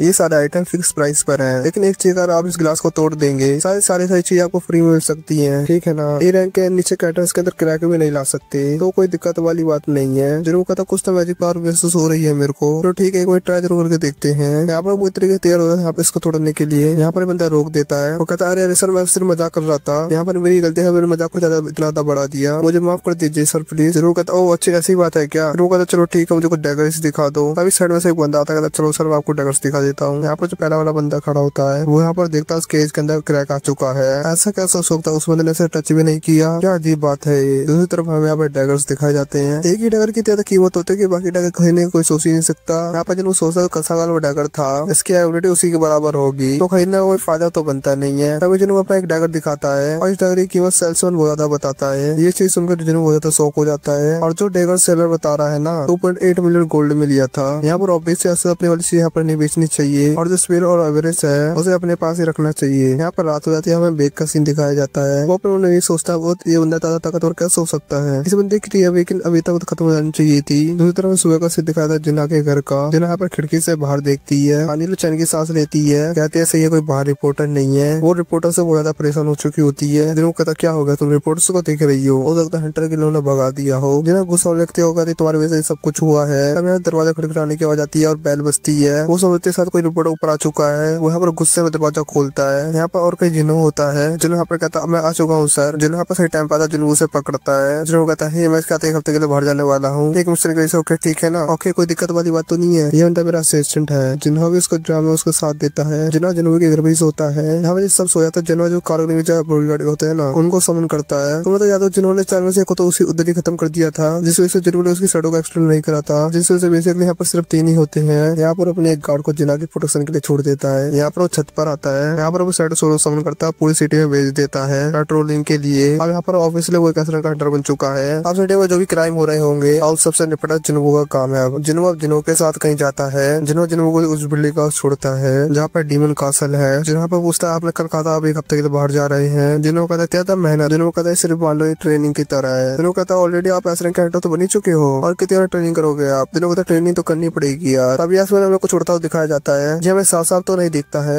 आगे कैप्सूल में दिखाया जाएगा। पानी जिन्हों डेविल का संग फिर से आ चुका होता है। यहाँ पे जिन्हों अपनी रिंग पहन लेता है जो बोटा से 3-4 होती है। यहाँ पर अपना केबी पहन लेता है। दोनों का पहले फुल तैयार हो जाता है। जब यहाँ पर वो घुसता है उसे एक कोस्ट मिलता है इस डेमन कासल को, जिसका मेन गोल है ना वो है डीमन मोनार्च को हराना। तभी दूसरी तरफ में जिन्हों का सीन दिखाया जाता है। जिन्हों के डैड को ये कहती है वो घर छोड़ के भाग जाओ, कोई दिक्कत वाली बात तो नहीं है। उसके डर के तो वो थोड़ा अजीब होते हुए जा रहा है और वो अपनी अब मनवर्जी कर रहा है। ऐसे जिन्हों के डर वो छोड़ने लग जाता है। उनकी आंखें बंद जाती है, वो नीचे गिर जाते हैं। डीमन कासल के अंदर यहाँ पर बहुत बड़े मोस्टर होते हैं। उसको यहाँ पर क्रिस्टल देता है। इस क्रिस्टल में इस्तेमाल कर उस बड़े मोस्टर पर अटैक करता है और इस मोस्टर की चिथड़ उड़ा देता है। जिन्हों का समझ आता है कि क्रिस्टल बहुत कमाल की चीज है। स्पेस और एवरेस्ट को उसे टक्स को ही दे देना चाहिए। यहाँ पे हमें दूसरी तरफ पॉजिटिव का सीन दिखाया जाता है। डॉक्टर यहाँ पे बताया जिन्हों के डैड को इंटरनेट स्लेव डिजीज हो चुका है। इसका जो आसपास मैजिकल बीस्ट होते हैं ये हंटर्स ज्यादा होते हैं उनके आसपास। जिन्हों को डैड को उससे कुछ प्रोटेक्शन नहीं है। हंटर बीच से जो एनर्जी निकलती है उसे जिन्हों के डैड की बॉडी इम्यून नहीं है। डॉक्टर यहाँ पे जिन्हों के डैड से पूछते हैं कि आपके आसपास कोई हंटर रहता है। जिन्हों के डैड बताता है हाँ मेरा बेटा एक हंटर है। जिन्हों के डैड सोचता है यहाँ पर कैसा हो सकता है, एक मैजिकल दुनिया के अंदर उसका वही पावर नहीं है जिससे वो मैजिक को रिजिस्ट कर पाए। ये चीज मेरे लिए शराब की तरह है। यहाँ पे दूसरी तरफ कुछ हंटर का सीन दिखाया जाता है। ये यहाँ पे पेट्रोलिंग कर रहे होते हैं। जब यहाँ पे आते देखते हैं सामने कोई खड़ा हुआ है। वो यहाँ पे देखते हैं उनके सामने एक एंड खड़ी हुई है। तभी दूसरी तरफ डीमन कासल के अंदर सीन दिखाया जाता है। बेसिल की टीम जिन्होंने यहाँ पर 4 टीमों को अंदर भेजा होता है अलग अलग जगह पर देखने के लिए। 2 गार्ड को अपने पास रख रखा है और इस लैब में उसके ज्यादा प्रोग्रेस नहीं हो पा रही होती है और यहाँ पे एकदम उसके ज्यादातर साइड टेस्ट होना शुरू हो जाती है। यहाँ पर स्क्वाड ए को देख रहा होता है जिसमें हायॉक्स होते हैं। यहाँ पर वो देखता है हॉक्स जल्दी मर रहे हैं। हो सकता है कोई ऐसी चीज उनका जानवर टारगेट कर रही है। यहाँ पर अपना पूरा प्लान जमीन के ऊपर बनाता है। उसने किसके बंदे को कहाँ रखा है और वो जो भी चीज है वो सबसे कमजोर सोल्जर को टारगेट कर रही है। इसका मतलब ये है कि उनके पास सोचने समझने की शक्ति है, इससे वो ज्यादा खतरनाक हो सकते हैं और अब शायद ये आइसबर्ग के ऊपर हमला कर सकते हैं। यहाँ पे कुछ डीमन नाइट जैसे मोस्टर होते हैं। ये यहाँ पर आकर कभी खतरनाक तरीके से टक्करना शुरू कर देता है। जिन्हें वो छुप कर देख रहा होता है ये सब। अभी उन मोस्टर के सामने आ जाता है। यहाँ पर जो मोस्टर सोल्जर होते हैं यहाँ पर जिन्हों पर टक्करना शुरू कर देते हैं। फाइल यहाँ पर जिन्हों फाइट करने तैयार हो जाता है। नाइट के लीडर को मारने जाता है लेकिन वो खुद को सरेंडर कर देती है। असल में वो एक मोस्टर लड़की होती है और वो अपना नाम एसल बताती है। फिर वो पूछता है मैं तुम्हें क्यों छोड़ दूं जबकि तुमने पहले मेरे पर हमला किया है। एसल बताती है उसकी फैमिली के पास नेक्स्ट फ्लोर पर जाने का परमिट है। अगर जिन्हों उसे छोड़ दे उसकी फैमिली को इस चीज से बाहर जाने दे तो वो उसे सारे फ्लोर का परमिट दिलाने में उसकी मदद करेगी। दूसरी तरफ एक मोस्टर एक आइलैंड में घुसकर सारे लोगों को मारने लगता है। फिर बहुत सारे हंटरों को खत्म कर देता है। अब बड़ी मुश्किल से एक रैंक हंटर उसे मार पाता है जिससे हंटर एक हाई अलर्ट को अनाउंस कर देता है और वो डिसाइड करते हैं अलर्ट डेट अनाउंस करनी होगी। जिन्हें वहाँ पे एसल से पूछता है क्या उसे भी इंसानों को मारने का कमांड सुनाई देता है। एसल बोलती है जब से वो इस कैसल में आई है तब से उसे इस कैसल को कार्ड करने का कमांड मिलता है और जैसी और ज्यादा इन्फॉर्मेशन जिन्हों को देती है वो ज्यादा रिपीट और लैग होने लगती है जिस वजह से जिन्हों डर के हमारे से और कुछ पूछना बंद कर देता है और एसल तभी यहीं पे बेहोश हो जाती है। जिन्हों एसल के उसके क्लैन जाता है और उसके फादर से परमिट मांगता है। शुरुआत में तो मना करता रहता है लेकिन जिन्हों की पावर को देखकर वो डर के हमारे परमिट दे देता है और जिन्हों परमिट के बाद एसल को अपने साथ ले जाता है। धीरे धीरे वो 90th फ्लोर पे पहुंच जाता है। एसल उसे बोन करती है आगे के मोस्टर ज्यादा खतरनाक है और इस वजह से बात करके उनसे परमिट लेना आसान होगा। फिर वो कहता है मैं उनकी कोई परवाह नहीं करता, मैं सारे क्लैन्स को खत्म करना चाहता हूँ, हमारे क्लैन को सबसे स्ट्रॉन्गेस्ट क्लैन बनाना चाहता हूँ। एसल पूछती तुम ऐसा क्यों करोगे। जिन्हों उसे बोलता है वो एसल को पसंद करता है। जिन्हों मोस्टर को खत्म करता है 97 फ्लोर पर पहुंचता है। दूसरी तरफ चॉय को बताता है कोरिया के एसरेक हंटर्स के साथ कुछ बाहर के हंटर्स की मदद लेकर जो आलन रेड पर जाएंगे और जापान के डॉस और गिल्ड मास्टर गोटो के साथ मीटिंग में तय होता है एंड क्यून को मारना सबसे ज्यादा जरूरी है और अगर एंड क्यून नहीं हुई तो वो जन्म नहीं ले पाएंगे और वो खुद जापान के 9 एसरेक हंटर के साथ बाकी एंड्स को बाहर संभालेंगे ताकि कोरिया के हंटर एंड क्यून को मार सके। दूसरी तरफ हमें दिखाया था जिन्हों एंडर फ्लोर पे पहुंच चुका है जहाँ उसका सामने डेमन बारन से होता है जो एक व्हाइट ड्रैगन पर सवार होता है। बारन अपनी डेमन आर्मी को बुलाकर जिन्हों को घेर लेता है। तभी जिन्हों अपनी शैडो आर्मी को समन करता है और सारे शैडो सोलर फाइट करने लग जाते हैं। रक्स अपनी मैजिकल पावर से डेमन आर्मी का अधिकतर मोस्टर को खत्म कर देता है। बारन तभी बहुत खतरनाक ठंडा अटैक करता है और इस अटैक से एसल मरने वाली होती है लेकिन जिन्हों तभी उसे बचा लेता है। जिन्हों का समझ आ जाता है अगर उसके शैडो सोलर यहाँ पर बार मरते रहे तो उसका माना खत्म हो सकता है तो इसलिए उसे बारन को जल्दी खत्म करना होगा। लेकिन बारन यहाँ पर बहुत ज्यादा स्ट्रॉन्ग होता है। बारन यहाँ पर जिन्हों का हर अटैक को डिफेंड करता रहता है। आखिर में बारन के अटैक के बाद जिन्हों के सारे सोल्जर मर जाते हैं। रक्स अपनी मैजिक पावर से बारन को मारने की कोशिश करता है। तभी जिन्हों उस मौके का फायदा उठाकर बारन के ड्रैगन को खत्म कर देता है। ये फाइट काफी लंबे समय तक चलती है और उसके फाइट सीन काफी अच्छे होते हैं। तभी जिन्हों की बारन के साथ क्लोज कॉम्बो फाइट स्टार्ट हो जाती है। बारन के बहुत स्ट्रॉन्ग होने की वजह से वो जिन्हों को बारह कुत्तों की तरह पेल रहा होता है और तभी फाइट के बीच जिन्हों का वेपन उसके हाथ से छूट जाता है और उससे जिन्हों का कोई भी वेपन नहीं होता है। तभी बारन अपना फन अटैक करके जिन्हों को खत्म करने वाला होता है लेकिन तभी एसल अपने प्याला फेंक उसका ध्यान भटका देती है। तभी जिन्हों रूलर साइड इसके लिए यूज कर मारकर बारन के दोनों हाथ उखाड़ देता है और बारन के ब्लास्ट अटैक को फटने से पहले वो खतरनाक तरीके से पंच मारकर बारन के सर को ब्लास्ट कर देता है और फाइनली यहाँ पर डीमन कास्टर कॉलेज कंप्लीट हो जाती है। और जिन्हों वहाँ पर इस बोलता है तो अपने पिता को होता तो मैं यहाँ पर सबसे स्ट्रॉन्गेस्ट क्लैन बन चुके हो और जिन्हों को वो सब मिल चुका जिससे वो एलेक्जेंडर फ्लाई बना सके, लेकिन इसको बनाने का सक्सेस रेट डिपेंड करता है इंटेलिजेंस पर। फाइनली जिन्हों उसे क्राफ्ट कर देता है और आखिर एलेक्जेंडर ऑफ लाइफ तैयार हो जाता है। जिन्हों वहाँ पे ये सोचता है कि इस चीज से क्या उसकी यहाँ पर मदद ठीक हो जाएगी। अगले सीन में दिखाया जिन्हों उस ड्रैगन को राइज कर लेता है। जिन्हों इस ड्रैगन का नाम यहाँ पर रखता है काइजर और यहाँ पर जिन्हों जल्दी जल्दी घर जाने की सोच रहा होता है और जिन्हों को यहाँ पे याद आता है कि उसे रिवॉर्ड में एक ड्रीम स्टोन मिला है जिसका यूज करके उसे एक नई स्किल मिल सकती है और वो स्किल है शैडो एक्सचेंज। जिन्हों यहाँ पे जिनको वापस जाने को कह देता है। जिन्हों यहाँ पे कहता है हमारी किस्मत है हम दोबारा मिल जाएंगे। जिन्हों यहाँ पे शैडो एक्सचेंज यूज करता है वापस अपने घर चले जाता है। जिन्हों यहाँ पे अपने घर आ जाता है और अपने घर की रखवाली के शैडो सोल छोड़ रखा था यहाँ पे शैडो एक्सचेंज स्किल है। जिन्हों उसे 3 घंटे एक बार यूज कर सकता है। जिन्हों यहाँ पे काजल को सुन करता है उस पर बैठ कर वापस चले जाता है। अगले सीन में दिखाया था हंटर जेसन के प्रेजेंट और स्टीव बो कुछ इंपोर्टेंट डिस्कस कर रहे होते हैं। कैसे रेड को मैनेज करना है। हंटर जेसन के प्रेजेंट चीफ बो से पूछते हैं क्या उसने जिन्हों से कॉन्टेक्ट किया अभी तक। चीफ बोलता भी तो उससे कोई कॉन्टेक्ट नहीं हो पाया है। अगले सीन में दिखाया था योन एक्स रैंक हीलर बियोंग का। बियोंग यहाँ पे रिटायर बियोंग पहले से एक रिटायर हंटर है। यहाँ पर योनो का एक अच्छा दोस्त है। यहाँ पे बियोंग योनो से पूछता है क्या यहाँ पर वो फोर्थ जो ऑलरेडी डेट पे जा रहा है। योन यहाँ पे कहता है वो जा रहा है। योन यहाँ पे कहता अगर वो चीटी यहाँ पर आ गई तो और ज्यादा दिक्कत हो जाएगी इसलिए उसे इस रेट पे जाना ही होगा। लेकिन बियोंग यहाँ पे कहता वो नहीं जाएगा। योन यहाँ पे कहता वो सोचा वो बाय करने आया है। अगले सीन जिन्हों को दिखाया तो जो अपनी मोम के सामने बैठा होता है एलेक्जेंडर ऑफ लाइफ को अपने हाथ में लेकर थोड़ी देर तो सोचने का था अपने मोम को एलेक्जेंडर ऑफ लाइफ पिला देता है। जिन्हों पे सोच रहा था कैसे भी करके उसकी मोम यहाँ पे ठीक हो जाए क्योंकि हमारा बस अपनी मोम के लिए फाइट कर रहा है। थोड़ी देर बाद यहाँ पे जिन्हों देखता है उसकी मोम यहाँ पे जाग चुकी है। जिन्हों की मोम जागते ही बोलते क्या तुम जिन्हों ही हो ना और मैं यहाँ पे कितने सालों से सो रही थी। जिन्हों पे मोम से कहता है वो 4 सालों से सो रही थी। यहाँ पे जिन्हों की मोम जिन्ना के बारे में पूछती है। जिन्हों पे कहता जिन्ना यहाँ पे बिल्कुल ठीक है। जिन्हों को यहाँ पे थैंक्स बोलती है क्योंकि यहाँ पे जिन्हों ने अपना प्रॉमिस निभाया। जिन्हों की वहाँ पे ये भी बोलते हैं यहाँ पे तुम बहुत मेच्योर भी हो चुकी हो। लेकिन यहाँ पे जिन्हों सिर्फ रो रही होता है। जिन्हों पे अपनी मोम से बोलता है यहाँ पे वो ठीक है अभी। आगे से दिखाता है डॉक्टर को बताता है की इटरनल्स लेवल से एक पेशेंट जाग चुकी है और पेशेंट की फैमिली चाहते हैं कि जल्दी से डिस्चार्ज हो जाए और यहाँ पे जिनाब अपनी मोम को देकर ज्यादा रो जा रही होती है। फिर वहाँ पे सोच रहा था कि सारी मदद का यहाँ पे उसे रिवॉर्ड मिल चुका है। अगले सीन में हंटर जेसन के प्रेजेंट को दिखाया जाता है और यहाँ पे काफी सारे रिपोर्टर भी आ रखे होते हैं। यहाँ पे जो प्रेजेंट होता है वो सारे रिपोर्टर्स को बता रहा होता है जो हमें चीटी है वो यहाँ पर खतरनाक है। यहाँ पर हंटर जेसन ने डिसाइड किया है यहाँ पर 4 जगह ऑलरेडी करेंगे और इस रेड जापान के 10 ऐसे हंटर भी आएंगे। ए रैंक से कम वाले हंटर से सपोर्ट के लिए जाएंगे। हंटर जेसन का बजट बोलता है जरूरी सक्सेसफुल होंगे। अगले सीन में दिखाया था जिन्हों उसकी पूरी फैमिली घर की सफाई कर रहे होते हैं। यहाँ पे जिन्हों की जिन्हों से पूछती है क्या उनके फादर ने उसे क्या अभी तक कॉन्टेक्ट किया। लेकिन जिन्हों इस बात का कोई भी आंसर नहीं करता। मैंने न्यूज में देखा कि जिन्हों एक हंटर बन चुका है। यहाँ पे जिन्हों से ये भी कहती है जिन्हों के जो फादर थे वो हंटर बनने से पहले एक फायर फाइटर थे और जिन्हों की उन्होंने से शादी इसलिए की क्योंकि उन्हें लगता था जिन्हों के फादर बहुत ज्यादा कूल है और भी ज्यादा कूल लगता है जब लोगों की वो जान बचाते हैं। जिन्हों भी अपनी मॉम से ये बोलती है वो भी एक डॉक्टर बनना चाहती है ताकि वो लोगों की जान बचा सके। तभी जिन्हों का किसी को कॉल आता है और फिर से हमें दोबारा हंटर एजुकेशन का सीन दिखाया जाता है। यहाँ पर चीफ वो प्रेसिडेंट से कह रहा होता है उन्हें काफी अच्छे से प्रेस कॉन्फ्रेंस को हैंडल किया। यहाँ प्रेसिडेंट भी चीफ बो से बोलते हैं तुम्हारे शुक्र तुमने इस प्रेस कॉन्फ्रेंस को अटेंड किया। प्रेसिडेंट यहाँ पे ये भी बोलते हैं उन्हें कभी नहीं सोचा था कि प्रेस कॉन्फ्रेंस का वो यहाँ पर आएगा। यहाँ पे जिन्हों की बात नहीं यहाँ पे बात होती थॉमस आंद्रे की। चीफ बो यहाँ पे बताया थॉमस आंद्रे है वो अमेरिका का एक एस रैंक हंटर है। चीफ बो ने कभी एक्सेप्ट नहीं किया था कि प्रेस कॉन्फ्रेंस का वो यहाँ पर आएगा। यहाँ प्रेसिडेंट चीफ बो से दोबारा यहाँ पे ये पूछता है कि क्या जिन्हों अभी भी एलिजिबल आ रहा है। चीफ बताता नहीं उनका कॉन्टेक्ट जिन्हों से हो चुका है और अब यहाँ पर जल्दी पहुंचने वाला होगा। और फिर अगले दिन जिन्हों प्रेसिडेंट को भी दिखाया जाता है। गोगा ने जिन्हों को बताता है कि वहाँ से 4 दिन बाद निकल जाएंगे। गोगा ने जिन्हों से पूछते क्या उस रेड में लोगों की मदद करेगा। जिन्हों अपने मन में सोच रहा था ये बहुत अच्छा मौका अपने लेवल को बढ़ाने का। जिन्हों पर कुछ बोलने वाला था तभी से वो मैजिकल पावर भी महसूस होती है। गोगा ने थोड़ा सा हंसता जिन्हों से कहता है ये बहुत इंप्रेसिव है तो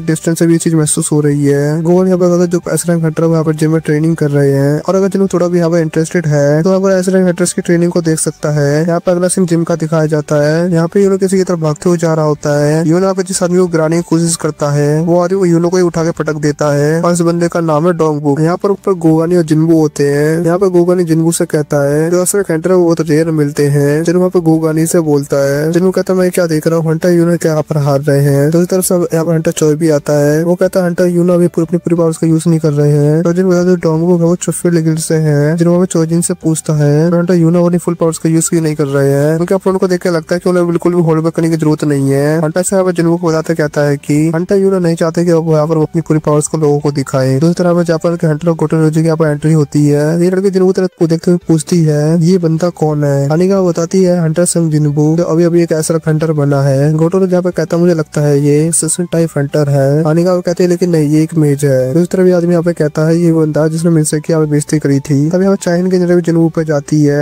ये रेंज जिसकी वजह से अचानक से यहाँ का एटमॉस्फेयर अच्छा चेंज हो गया। हानिगावा यहाँ पे यूनो के लड़के को देख के कहती है यहाँ पे लोग ऐसे लड़ते हैं काफी डिसअपॉइंटिंग है। साथ मैंने सिर्फ गोटो लड़ता देखा इसलिए मुझे सारा कुछ बेकार लग रहा है। मुझे देख के नहीं लगता कि सारी ऐसे रैंक हंटर भी होंगी कि नहीं। गोटा पे कहता है यहाँ पे किसी को वैसे जज नहीं किया करते। अब यहाँ पे एक आदमी आता है हानिगावा से कहता है यहाँ पर आप हमारी बेइज्जती कर रहे थे ये शायद मैंने सुना। ये आदमी नाइट स्किल का गिल्ड मास्टर है। इस बंदे का नाम है जोंग सुक। गोटो यहाँ पे कहता है शायद ठीक है यहाँ पे बाकी सब है। यहाँ पे एक फ्रेंडली मैच कर लिया जाए और सिर्फ एज रैंक हंटर पार्टिसिपेट करेंगे। गोटो यहाँ पे भी कह देता जो इसके रूल होंगे आप लोग डिसाइड कर लेना। गोगन यहाँ पे कहता जो मेजिस है नॉन कॉम्बैट हंटर है वो चीज से बाहर रहेंगे। यूनो यहाँ पे कहता इसका मतलब ये है यहाँ पे कॉम्बैट टाइप हंटर फाइट करेंगे और हारने के रूल यहाँ पर ये होंगे कि हंटर दूसरे हंटर का हाथ पीट या गिरा दिया ये माना जाएगा सामने वाला हंटर हार चुका है। ये मैच 1-on-1 नहीं होगा सारे हंटर साथ लड़ेंगे। गोटो कहता ठीक है। यहाँ पे दो टीम आती है जिसमें 4-4 हंटर होते हैं। जिनको कहता है गोटो रोजी खुद नहीं लड़ना चाहता। इसका मतलब ये कि वो उनकी स्ट्रेंथ को चेक करना चाहता है। अच्छा वो यहाँ पर आगे उसको ऐसे हंटरों की फाइट देखने को मिलेगी। डॉम्बो अपना साइज बड़ा कर लेता है और लड़ाई के लिए पूरी तरीके से तैयार हो जाता है। इन लोगों ने पहले से तय कर लिया होता है कौन बंदा किससे फाइट करेगा और यहाँ पे सारे लड़ना शुरू कर देते हैं। डॉम्बो का सामने बंदे से बंदा काफी भी तगड़ा होता है और लिंक टाइमिंग को करना होशी लुक से होता है जो कि काफी ज्यादा तेज होता है। जो लिंक टाइमिंग होता है वो क्लोज लुक में नहीं लड़ता लॉन्ग रेंज कॉम्बैट में लड़ता है। वो एरो फेंक के मारता जिससे होशी को बचने की कोशिश करता है जिससे बाकी लोगों पर भी खतरा आता है। हमें देखने को मिलता है काफी खतरनाक फाइट हो रही होती है। अच्छा चोजेन कोनी से ही कहता है जो ये अरीना टॉप लेवल का मेटल पे बना है मैं सही बोल रहा हूँ ना और नेक्स्ट टाइम इसकी क्वालिटी और बढ़ानी पड़ेगी। इधर बेग भी पूरी पावर से लड़ रहा होता है। इधर वो कोमोमोटो से फाइट कर रहा होता है। इधर वो धीरे धीरे ट्रांसफर भी हो रहा होता है। कोमोमोटो यहाँ पर बाल बाल बचता है। इधर वो कॉम्बो टाइप का हंटर नहीं होता है इसलिए उसे डायरेक्ट से बहुत डर लग रहा होता है। इधर बेग समझ आता है गोटो हमारा सिर्फ इस्तेमाल कर रहा है बस उनके टेस्ट लेने के लिए। यहाँ पर अपने टीममेट्स का टेस्ट ले रहा होता है। इधर बेग पूरी तरीके से सीरियस हो जाता है। इधर वो लड़ना शुरू कर देता है। मिस्टर पार्क देख रहा होता है और वो कहता है मैंने लेवल का तो बिल्कुल भी नहीं हूँ। हमें दिखाया था माडोंग हार चुका होता है।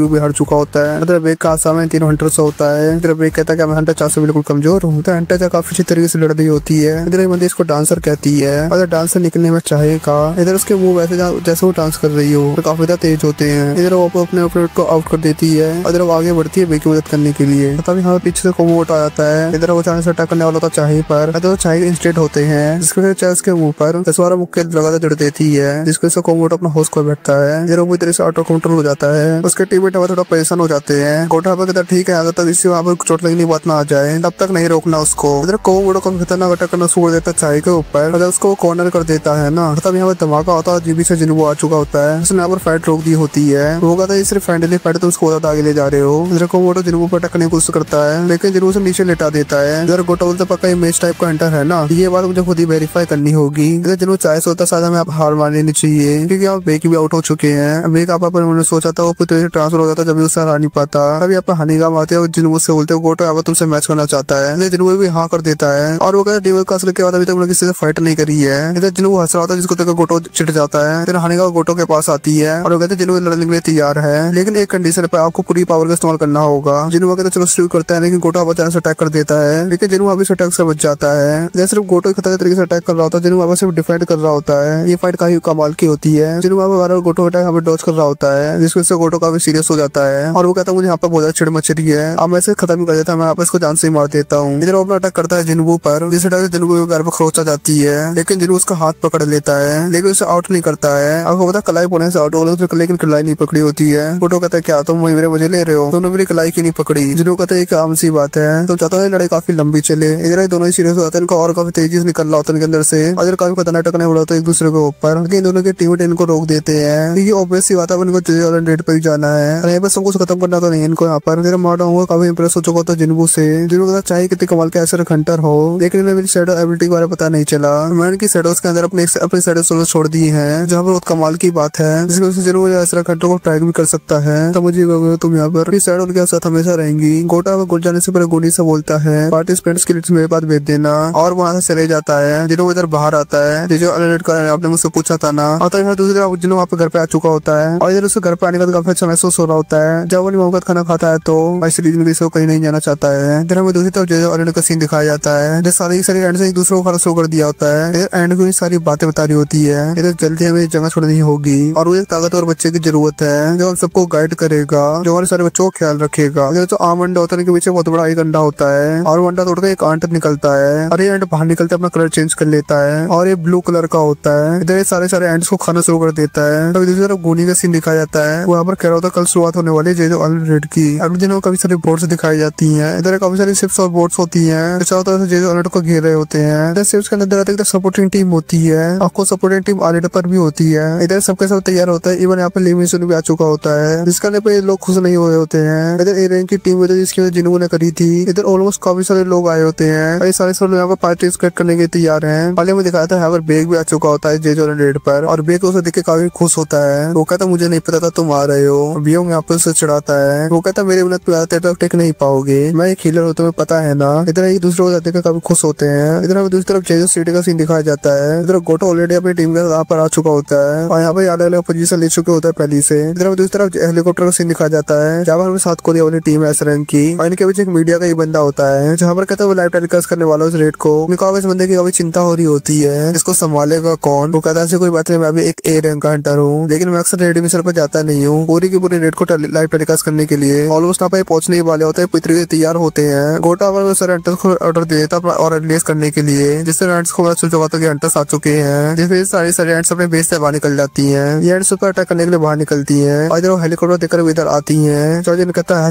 ओपन करो, मैं इनको संभालता हूँ। इधर वो काफी कमाल का अटैक करता है लेकिन काफी सारे हंट्स बच चुकी होती है। कहता लगता है मुझे थोड़ी ज्यादा तक लगानी पड़ेगी यहाँ पर मेरे को, और वहाँ पे तो खतरनाक अटैक करता है ना। वो कहता फाइनली मैं इस जगह पर आ चुका हूँ जो आइलैंड रेड पर। इधर वो नीचे उतरने के तैयार हो जाते हैं पूरी की पूरी टीम। इधर कैंप से काफी अजीब अल्ट्रासाउंड निकालते हैं जिससे क्वीन का सिग्नल ना पकड़ पाए, और ऑब्वियस बात है यहाँ पर क्वीन के ऊपर अटैक करने वाले हैं। क्वीन इनको प्रोटेक्ट करने की कोशिश करेगी, ऐसा ना इसलिए अजीब प्रकार की वेव छोड़ रहे हैं। इधर तो गोटो की टीम होती है काफी अच्छे तरीके से हंट्स को संभाल रही होती है। इन हंट्स को काफी खतरनाक तरीके से हाई कॉन्टेक्ट खत्म कर रहे होते हैं। इधर में से एक बंदा चौजिन के अटैक को देखकर ब्रेस हो जाता है। वो कहता अगर मेरे से सामने होता क्या मैं जीत पाऊंगा। इधर इसके पास फ्रीजिंग एबिलिटी होती है। इधर एड्स नेट्स के पास आ चुके होते हैं। इधर काफी सारे रास्ते होते हैं, वो सोचते हैं उससे कैसे ढूंढेंगे। चौजिन यहाँ पर सारी गेट्स के अंदर अटैक करना शुरू कर देता है। चौजिन का यहाँ पर आइडिया होता है और सबसे डीपेस्ट गेट के अंदर जाएंगे जो हमें ऐसे ही मिलेगा, और यहाँ पर उन्हें रास्ता मिल चुका होता है। इधर जिन्होंने दूसरी तरफ नॉर्मल डेली कॉस्ट पूरा कर रहा होता है। वो ये सोच रहा था ऐसा का जो तो काफी कमाल की होते हैं। वो शेड को संभालने में कोई दिक्कत वाली बात नहीं है, मेरे बिना भी काम चल जाएगा। इन लोगों का डाउट हो रहा था कि क्यों यहाँ पर है कि नहीं, इनको ऐसे छोड़ के यहाँ पर वो भाग तो नहीं गई, लेकिन इसका वजह से कोई जगह नहीं यहाँ पर जाकर वो छुप सके, और उसका यहाँ पर कोई भागने का चारा भी नहीं है। इसी आइलैंड पर होगी वो। जैसे यहाँ पर ये अंदर आते हैं वो यहाँ पर देखते हैं उनके सामने एक चैम्बर होता है बहुत बड़ा, और इन अंडों में से एक बहुत बड़ा अंडा होता है जो हद से बड़ा होता है। इसको देख के व्यू में डर ही जाता है। वे कहता है इसका डरना तो जायज है, एक ऐसा अंडा जो इतना बड़ा है आखिरकार से निकला क्या होगा, और ये काफी ज्यादा डरावना है। दूसरी तरफ हमें गोटो की टीम का सीन दिखाया जाता है। यहाँ पर ये लड़ रहे होते हैं, काफी तरीके से उनको मारने की कोशिश कर रहे होते हैं। ये जो उनके हीलर होते हैं सिबुजी नाकी से मदद मांगते हैं। तभी वो मुड़कर देखता तभी हाथ से बहुत सारी एंड्स आ रही होती है, और तभी हमें दूसरी तरफ सिमुजू का सर गायब हो चुका होता है। तभी हमें दूसरी तरफ यहाँ पर खतरनाक और दिखाया जाता है। आज एपिसोड में गोटो की टीम का सीन दिखाया गया था जहाँ पर सिमुजू की गर्दन कट गई थी जो काफी डरावना था, और ये हमारा एपिसोड स्टार्ट होता है। और ये चीज देखो उसके साथ वाले हंटर काफी तक घबरा गए थे यहाँ पर, और वो सोचते आखिरकार यहाँ पर हो क्या रहा है। और इन हंटरों के चारों तरफ कोई घूमने लगता है, भले उस पर अटैक करने की कोशिश करते हैं लेकिन हमें दिखाई नहीं आता कि यार है कौन। और यहाँ पर जो भी ये चीज है ये सबको यहाँ पर मार के चली जाती है। दूसरी तरफ यहाँ पर डंजन का सीन दिखाया जाता है जहाँ पर माँ डोंगबू को चीटियों को पेलना होता है, और ये साइड्स में बहुत ज्यादा बड़ी होती है, और ये हर एक रैंक के बराबर होती है, जिससे माँ डोंगबू इन्हें रोकने की कोशिश करता है अपनी शील्ड से, और चार्ज की मदद करती है उस एंड्स को मारने के लिए। और यहाँ पे काफी कमाल दिखाती है। यहाँ पे ज्यादा एंड्स नहीं होती है, यहाँ पे ना दिखते एंड्स को मार दिया होता है। और यहाँ पर आप लोगों को याद है उनका रैंक का हीलर भी है। यहाँ पे और कोई नहीं बियोंगुक है। होगा तो चिंता मत करो, वे धीरज आगे बढ़ते चलो, मैं हूँ तुम्हारे साथ है। यहाँ पे बोलते तुम्हें तो लड़ाई करना बिल्कुल पसंद नहीं है, तो तुम ऐसा कैसे बोल सकते हो। बियोंगुक यहाँ पे बोलते हैं तुम्हें पता होगा ना मैजिक बेस को कोई तरीके से खत्म करना होता है, और अगर तुम उनका सर भी काट दो तो उनकी बॉडी हिलती डुलती रहेगी, और ये बात तो तुम्हें अच्छे से पता होगी। और यहाँ पे जैसे जैसे आगे बढ़ते रहेंगे इनको और खतरनाक एंड्स मिलती रहेंगी। यहाँ पे चाय को काफी खतरनाक स्मेल आ रही होती है अंदर से, जिसका मतलब यह है कि और वेस्ट अंदर होंगे। यहाँ पर बे के पास काफी कमाल की स्किल होती है जिससे काफी दूर तक सेंस कर सकता है अपने दुश्मनों को। यहाँ पर वो सारी केव्स में देख लेता है, फाइनली उसे एंड क्यों मिली जाती है। और यहाँ पे काफी कमाल की स्किल है बे के पास। यहाँ पर इनकी टीम बहुत कमाल की जिससे यहाँ पर उनका सामना कर सकते हैं, और ऑफिस का तो जापान वाली टीम है वो को ज्यादा देर तक बाहर नहीं रोक सकती है। यहाँ पर गोटो की टीम के 2 बंदे और आ चुके होते हैं यहाँ पर, और यहाँ पर इनको कोई भी इन्फॉर्मेशन नहीं मिली होती चारी टीम की। यहाँ पर जो एक बंदा होता है जिसे स्मेल से काफी प्रॉब्लम होती है, यहाँ पर उल्टी गले लग जाता है। यहाँ पर से काफी खतरनाक स्मेल आ रही होती है, और यहाँ पर वो सोचते घटे स्मेल किसकी है। और यहाँ पर वो अपने आइस की एबिलिटी का इस्तेमाल करता है, भले यहाँ पर वो अपना आपको आइस से कवर कर लेता है, लेकिन यहाँ पर वो चीज इन लोगों को मार देती है। इधर यहाँ पे गोटो की कोई टीम होती है, और यहाँ पे एंड से फाइट करना शुरू कर देते हैं। और यहाँ पे दूसरी तरफ कोरियन टीम आ चुकी होती है एंड क्यून के पास। हमें काफी से एंड्स होते हैं इनका सामना करने के लिए। तब यहाँ पर बियोंग इन सबके ऊपर एक स्पेल कास्ट करता है, और यहाँ पे सबकी पावर बूस्ट हो जाती है, और डोंगू वहाँ पे आगे बढ़ जाता है और कहता है मैं सब सबका सामना करता हूँ। अच्छा जिन्हें भी अपनी फ्लेम्स का पावर इस्तेमाल करता है, जो किसी पैतरे आते हैं और जो भी ट्रिक आते हैं उसका इस्तेमाल करता है एंड्स को मारने के लिए। और यहाँ पे बहुत सी एंड्स को मार देता है। यहाँ पे सबको देखते हुए वेग भी कहता है मुझे भी अपने आप को कोई रोकने की जरूरत नहीं है, और अगर वो इस घटिया सी फॉर्म में भी आ जाएगा लेकिन यहाँ पर उसे ही मदद करनी होगी। और वैसे आपस को वो फॉर्म पसंद नहीं है, लेकिन यहाँ पर इसकी अल्टीमेट फॉर्म होती है। यहाँ पर वो कभी तरह शेर बन चुका होता है, जहाँ पे काफी खतरनाक तरह की फॉर्म है, और देखकर चाय भी काफी शौक हो जाती है। और यहाँ पर जो एक क्लास का जो रिपोर्टर होता है ना, तभी से यहाँ पे कॉल आती है और उसे बताया जो हमारी व्यूअरशिप रेटिंग है 80% तक बढ़ चुकी है, तो हमें बेटर एंगल चाहिए। वो यहाँ पर आगे जाने की कोशिश करता है, लेकिन बेंगू उसे रोक देता है और वो कहता तुम भूलना मत एस रंग की डंजन है, और अगर तुम अपनी जान प्यारे तो पीछे रहो और तुम मेरे पीछे रहना। और ये फाइट लोग लाइव देख रहे होते हैं। यहाँ पर इन लोगों का टीम वर्क बहुत कमाल का होता है। यहाँ पर सारे मिलकर इन लैंड्स को खत्म करना शुरू कर देते हैं, जिसके बीच काफी अच्छा कोऑर्डिनेशन होता है। चाहे भी अपने यहाँ पर कमाल दिखा रही होती है, और एंड में यहाँ पर सिर्फ एंड क्यों नहीं बचती है, और यहाँ पे एंड क्यों को टारगेट करना शुरू कर देते हैं। जब मार्डोगो और वेग उसका सामना करते हैं, और तभी एंड अपने मुंह से भोजन छोड़ा शुरू कर देती है, जिस चीज से दोनों के दोनों काफी जख्मी हो जाते हैं। यहाँ पे इनके स्किन यहाँ पे जलने लगती है, लेकिन एक सेकंड बाद ही बेंगू इन दोनों को हील कर देता है और वो कहता है जब तक मैं यहाँ पर हूँ मेरे टीम के लोग यहाँ पर लड़ते ही रहेंगे। तभी बेंगू पे एंड क्यों हमला करने आती है, लेकिन डोंगू यहाँ पर उसको रोक लेता है। तभी सेट चॉइजिन भी उस पर हमला कर देता है। बहुत बुरी तरीके से क्यों यहाँ पर पीला जा रहा होता है। यहाँ पे एंड की रोज खतरनाक तरीके से चिल्लाना शुरू कर देती है, ऐसा भागना शुरू कर देती है, लेकिन यहाँ पे ये लोग एंड क्यों को पकड़ लेते हैं और यहाँ पे चाय को बोलते हैं, और चाय काफी तेजी से हमला करने शुरू कर देती है, और बेंगू भी उसके यहाँ पे स्पीड बढ़ा देता है, जिससे काफी खतरनाक तरीके से एंड के ऊपर अटैक करती है और पूरी तरीके से एंड के सर पर काट देती है, और वो फाइनल अटैक करते हैं एंड के गर्दन पर। यहाँ पर वो एंड का सर काट देती है। यहाँ पे काफी लोग काफी थक चुके होते हैं, यहाँ पर काफी थक चुके होते हैं, जो बाहर ऑडियंस होती है और जिन लोगों ने सब लाइव देखा है ये लोग यहाँ पे काफी खुश होते हैं, तेज तेज चिल्लाने लग जाता है खुशी के मारे। और ये मूड काफी अच्छा होता है कोरियन टीम के लिए, क्योंकि उन्हें जीत हासिल कर ली है ये जो आर्लिट पर। ऑब्वियसली यहाँ पे एंड क्वीन मर चुकी है, जिसकी वजह से बाकी एंड्स भी एक साल बाद मर जाएंगी, जो यहाँ पे हंटर्स से बच जाएंगी। कुछ समय बाद यहाँ पे इंसान दोबारा से रह पाएंगे।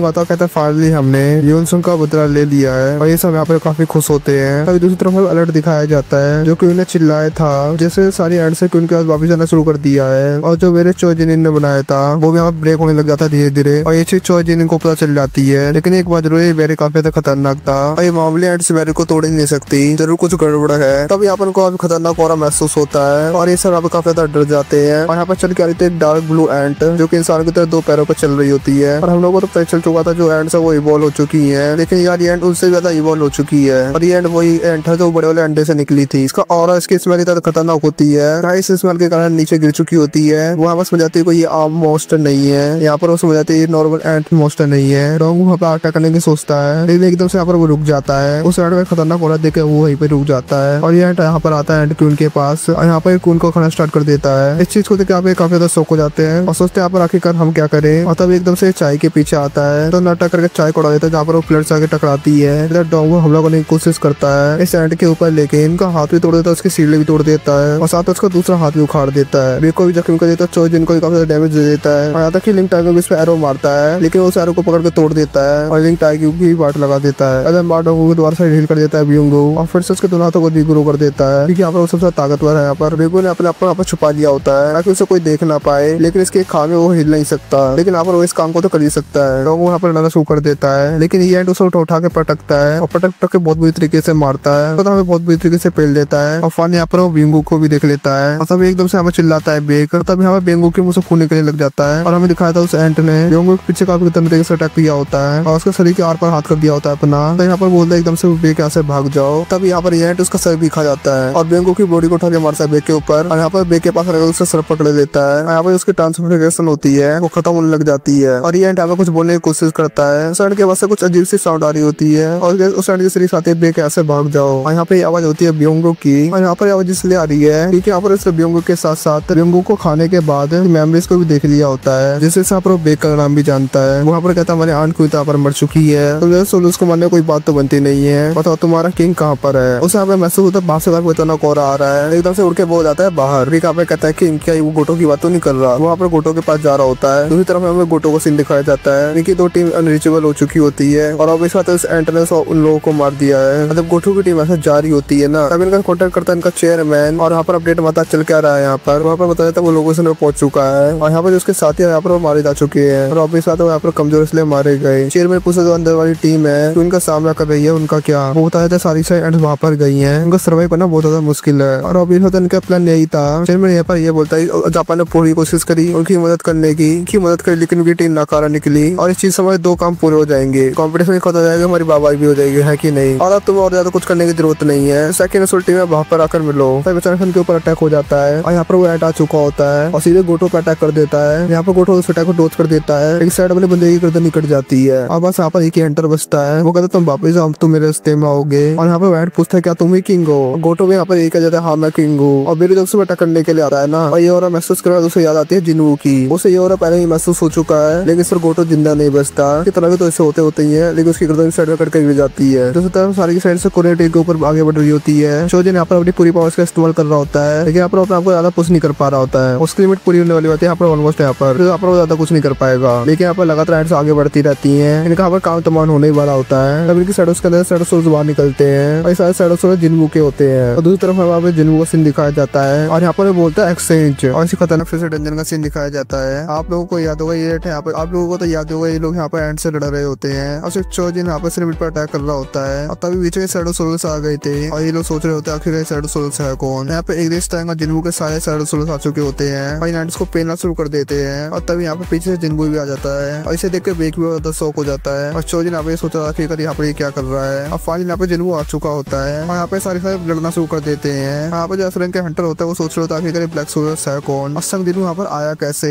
और तभी जिनवू एक पोशन देने लग जाता है जिससे हील हो जाए। और यहाँ पे सबको पोशन पिला देता है जिससे सारे हील हो जाते हैं। और जब जिनवू चाहे को पोशन पिलाने की कोशिश करता है तब चाहे पर इस पोशन का कोई भी असर नहीं होता। इसका मतलब यह है कि आप इन लोगों को जल्दी से यहाँ से निकलना होगा। जिन्होंने आप नोटिस कर जो अलर्ट सोल्जर्स है ना, जैसे इग्रिस हो गया या आयरन, यहाँ पे दोनों काफी खतरनाक तरीके से एंड्स को पेल रहे हैं। यहाँ पे छोटे सोल्जर यहाँ पे अच्छे से लड़ नहीं पा रहे हैं, वो यहाँ पर पिटे जा रहे हैं बार बार। हो सकता है कि इनके नंबर बढ़ा दे, लेकिन सारे लोग अपने एनर्जी का इस्तेमाल नहीं कर सकता। लेकिन आप इन सबको कार्यक्रम के पीछे रहने को कहता है क्योंकि यहाँ पर आगे बढ़ेगा और इस्तेमाल की कोशिश करेगा। यहाँ पर वो सोचता है एंड्स को अराइज कर दे, लेकिन उससे पहले सारी एंड्स डर जाती है, अलग अलग होना शुरू हो जाती है, रास्ता टाइप बनाने लग जाती है। वहाँ यहाँ पर बेरू की एंट्री हो जाती है। यहाँ पर जो बेरू होता है काफी ज्यादा खतरनाक होता है। वो कहता है बाहर तो तुम्हारा कोई किंग नहीं था और जैसे तुम किंग कहते हो क्या वो यहीं पर है। यहाँ पे जिनू आगे बढ़ने की कोशिश करता है, लेकिन माडोंगो से रोकने की कोशिश करता है। लेकिन फाइनली जिनू यहाँ बेरू के सामने खड़ा हो जाता है। बेरू पूछता है क्या तुम ही हो इंसानों के किंग। जिनू आप उसको मजाक बनाता है और कहता है तुम बोले वाले कीड़े हो, क्या कमाल की चीज देख ली आज मैंने। यहाँ पे बेरू तेते चिल्लाने लग जाता है, जिसे देखकर जिनू बोलता है अंत में हो तुम एक कीड़े, तो इस चीज का कुछ कर नहीं सकते। और यहाँ पे कैमरा बनकर कैमरा यहाँ पर रेडी हो चुका होता है। यहाँ पर उनके नेटवर्क वापस मिलने लग जाते हैं। वहाँ पे कहते हैं फाइनली हमें दोबारा से लाइव स्ट्रीम स्टार्ट कर देनी चाहिए, हम पहले भी इसे रोक चुके हैं, इससे बुरा हो क्या हो सकता है, इसमें कुछ डिले नहीं होगा और अगर इसको कुछ हादसा होता है हम इसे कुछ रोक नहीं पाएंगे। तब देख लेते बेरू का सामने जिनसक जिनवू कर रहा है। इसे देखकर सारे लोग शौक हो जाते हैं। बेरू पे काफी तरंडा करता है जिनवू पर और यहाँ पर चारों तरफ धुले धुल हो जाती है। वे यहाँ पे उसको कहता है उसने अंडर एस्टिमेट कर दिया उसको और जानवर उसके आगे जाके खड़ा हो गया। तो जो यहाँ पे कहता है मिस्टर वेंटर वो आगे क्यों गया, लेकिन यहाँ पे दिखाया था जिनवू को एक भी खरोच भी नहीं आई होती है। यहाँ पे जिनवू रूलर सैंड इस्तेमाल कर बेरू पे काफी तरह अटैक करता है और उसको काफी दूर उड़ा देता है। माडोंगो वहाँ पे कहता है कि सच में एक इमेज टाइप का हंटर है ना, यहाँ पे काफी खतरनाक लड़ाई शुरू हो जाती है। और अभी अटैक का बेरू पर ज्यादा असर नहीं हुआ होता है क्योंकि यहाँ उसकी बॉडी काफी ज्यादा स्ट्रॉन्ग है। यहाँ पे काफी खतरनाक लड़ाई होती है। यहाँ पे जो ए रंग का कैमरा होता है उसके यहाँ पे तो बाटी लग जाती है। यहाँ पे तो मैजिकल फोर्स होता है जिससे झेल नहीं पाता, बस एक खड़ा ही होता है। किसी न किसी प्रकार अपने आपको बचा रहा होता है बंदा। यहाँ पे काफी खतरनाक से दूसरे पर अटैक कर रहे होते हैं जिन्होंने वहाँ पे बेरू को भूसी बन रहा होता है। यहाँ पर बेरू हवा पे हंटर टाइप अटैक करता है और इस अटैक का जहर होता है। वहाँ पर जिन्हों को जहर से मारना चाहता है। यहाँ पर जिन्हों की बॉडी में जहर डाल देता है जिससे नीचे बैठ जाता है। बेरू वहाँ पर जितने भी आसपास जीव थे वो सबको खाकर मैंने सबका जहर को आपस में मिला दिया है और जहर की पावर बहुत ज्यादा बढ़ा दी अपनी मैजिकल पावर से, जिस चीज से तुम कुछ देर बाद ही मर जाओगे और तुम्हारा खेल पे खत्म होता है, तुम यहीं पर मर जाओगे। यहाँ पर दूसरी तरफ जापानीज टीम का चेयरमैन का सीन दिखाया जाता है, उसे यहाँ पे इन्फॉर्मेशन मिल चुकी होती है। मेरे वहाँ वापस अपने एंड उनके पास पहुंच चुका है। ऐसा उसने क्यों क्या पता नहीं चला। ऐसा होता है कोरियन टीम वहाँ पर जिंदा हो, इस चीज से वहाँ पर एक अपॉर्चुनिटी मिलती है उसे। ऑब्वियसली जो कोरियन टीम है उनके कॉम्पिटिशन में है और जिनके सेकंड टीम उनका नया प्लान बना सकते हैं और जो बच्चे जो कोटे के टीममेट्स है सेकंड टीम स्ट्राइक से मिलाएंगे और जैसे सिंगल मिलता है वैसे अंदर घुस जाएंगे और उसके पीछे तुरंत ही बाट लगा देंगे और उसको जल्दी से भी खत्म कर देंगे, जिससे बाकी एंड्स को खत्म होना तो आसानी हो जाएगा। और ये इनका प्लान होता है और ये प्लान की इन्फॉर्मेशन गोटो की टीम को मिल चुकी होती है, लेकिन यहाँ पे बंदा बहुत डरा होता है, लेकिन ये बंदी उसे संभाल लेती है। दूसरी तरफ हमें बेरू का सीन दिखाया जाता है। यहाँ पर अटैक कर रहा होता है जिनू के ऊपर, लेकिन जिनू उसका अटैक रोको से बहुत मुक्का मार देता है और उसे काफी दूर उड़ा देता है। यहाँ पर जिनू को नोटिफिकेशन मिल चुकी थी वो डिऑक्सीफाई हो चुका है, यानी कि सिस्टम ने उसकी बॉडी से पॉइजन हटा दिया है। वे कहता मुझे देखने के बाद लगता है और कुछ देखने में बचा ही नहीं है। यहाँ पर जिनू के सेंस काफी तेज हो चुके होते हैं, जिससे यहाँ पर बेरू के एंजाइटी कितनी ज्यादा बढ़ चुकी है महसूस कर पा रहा है। इधर दूसरी तरफ से चाय की कंडीशन भी पता चल रही होती है, वहाँ पर मर रही है धीरे धीरे। यहाँ पर जिनू को समझ आता है कि जल्दी से खेल खत्म करना होगा। जैसे जिनू अटैक करने को आगे बढ़ता है वैसे ही वहाँ से हट जाता है। यहाँ पे बेरू समझ आता है कि जिनू पे कोई पॉइजन काम नहीं कर रहा और न ही ताकत काम कर रही, तो आप उसे अपनी स्किल पर काम करना पड़ेगा। अपनी बॉडी को अलग डार्निंग बना लग जाता है जब जिन्हों भी अपने डैगर्स बाहर निकाल लेता है। जैसे इन दोनों की लड़ाई शुरू हो जाती है और अब ये फाइट बहुत स्पीड में हो रही होती है। अब हमें दिखाया था बेरू गोटो की टीम के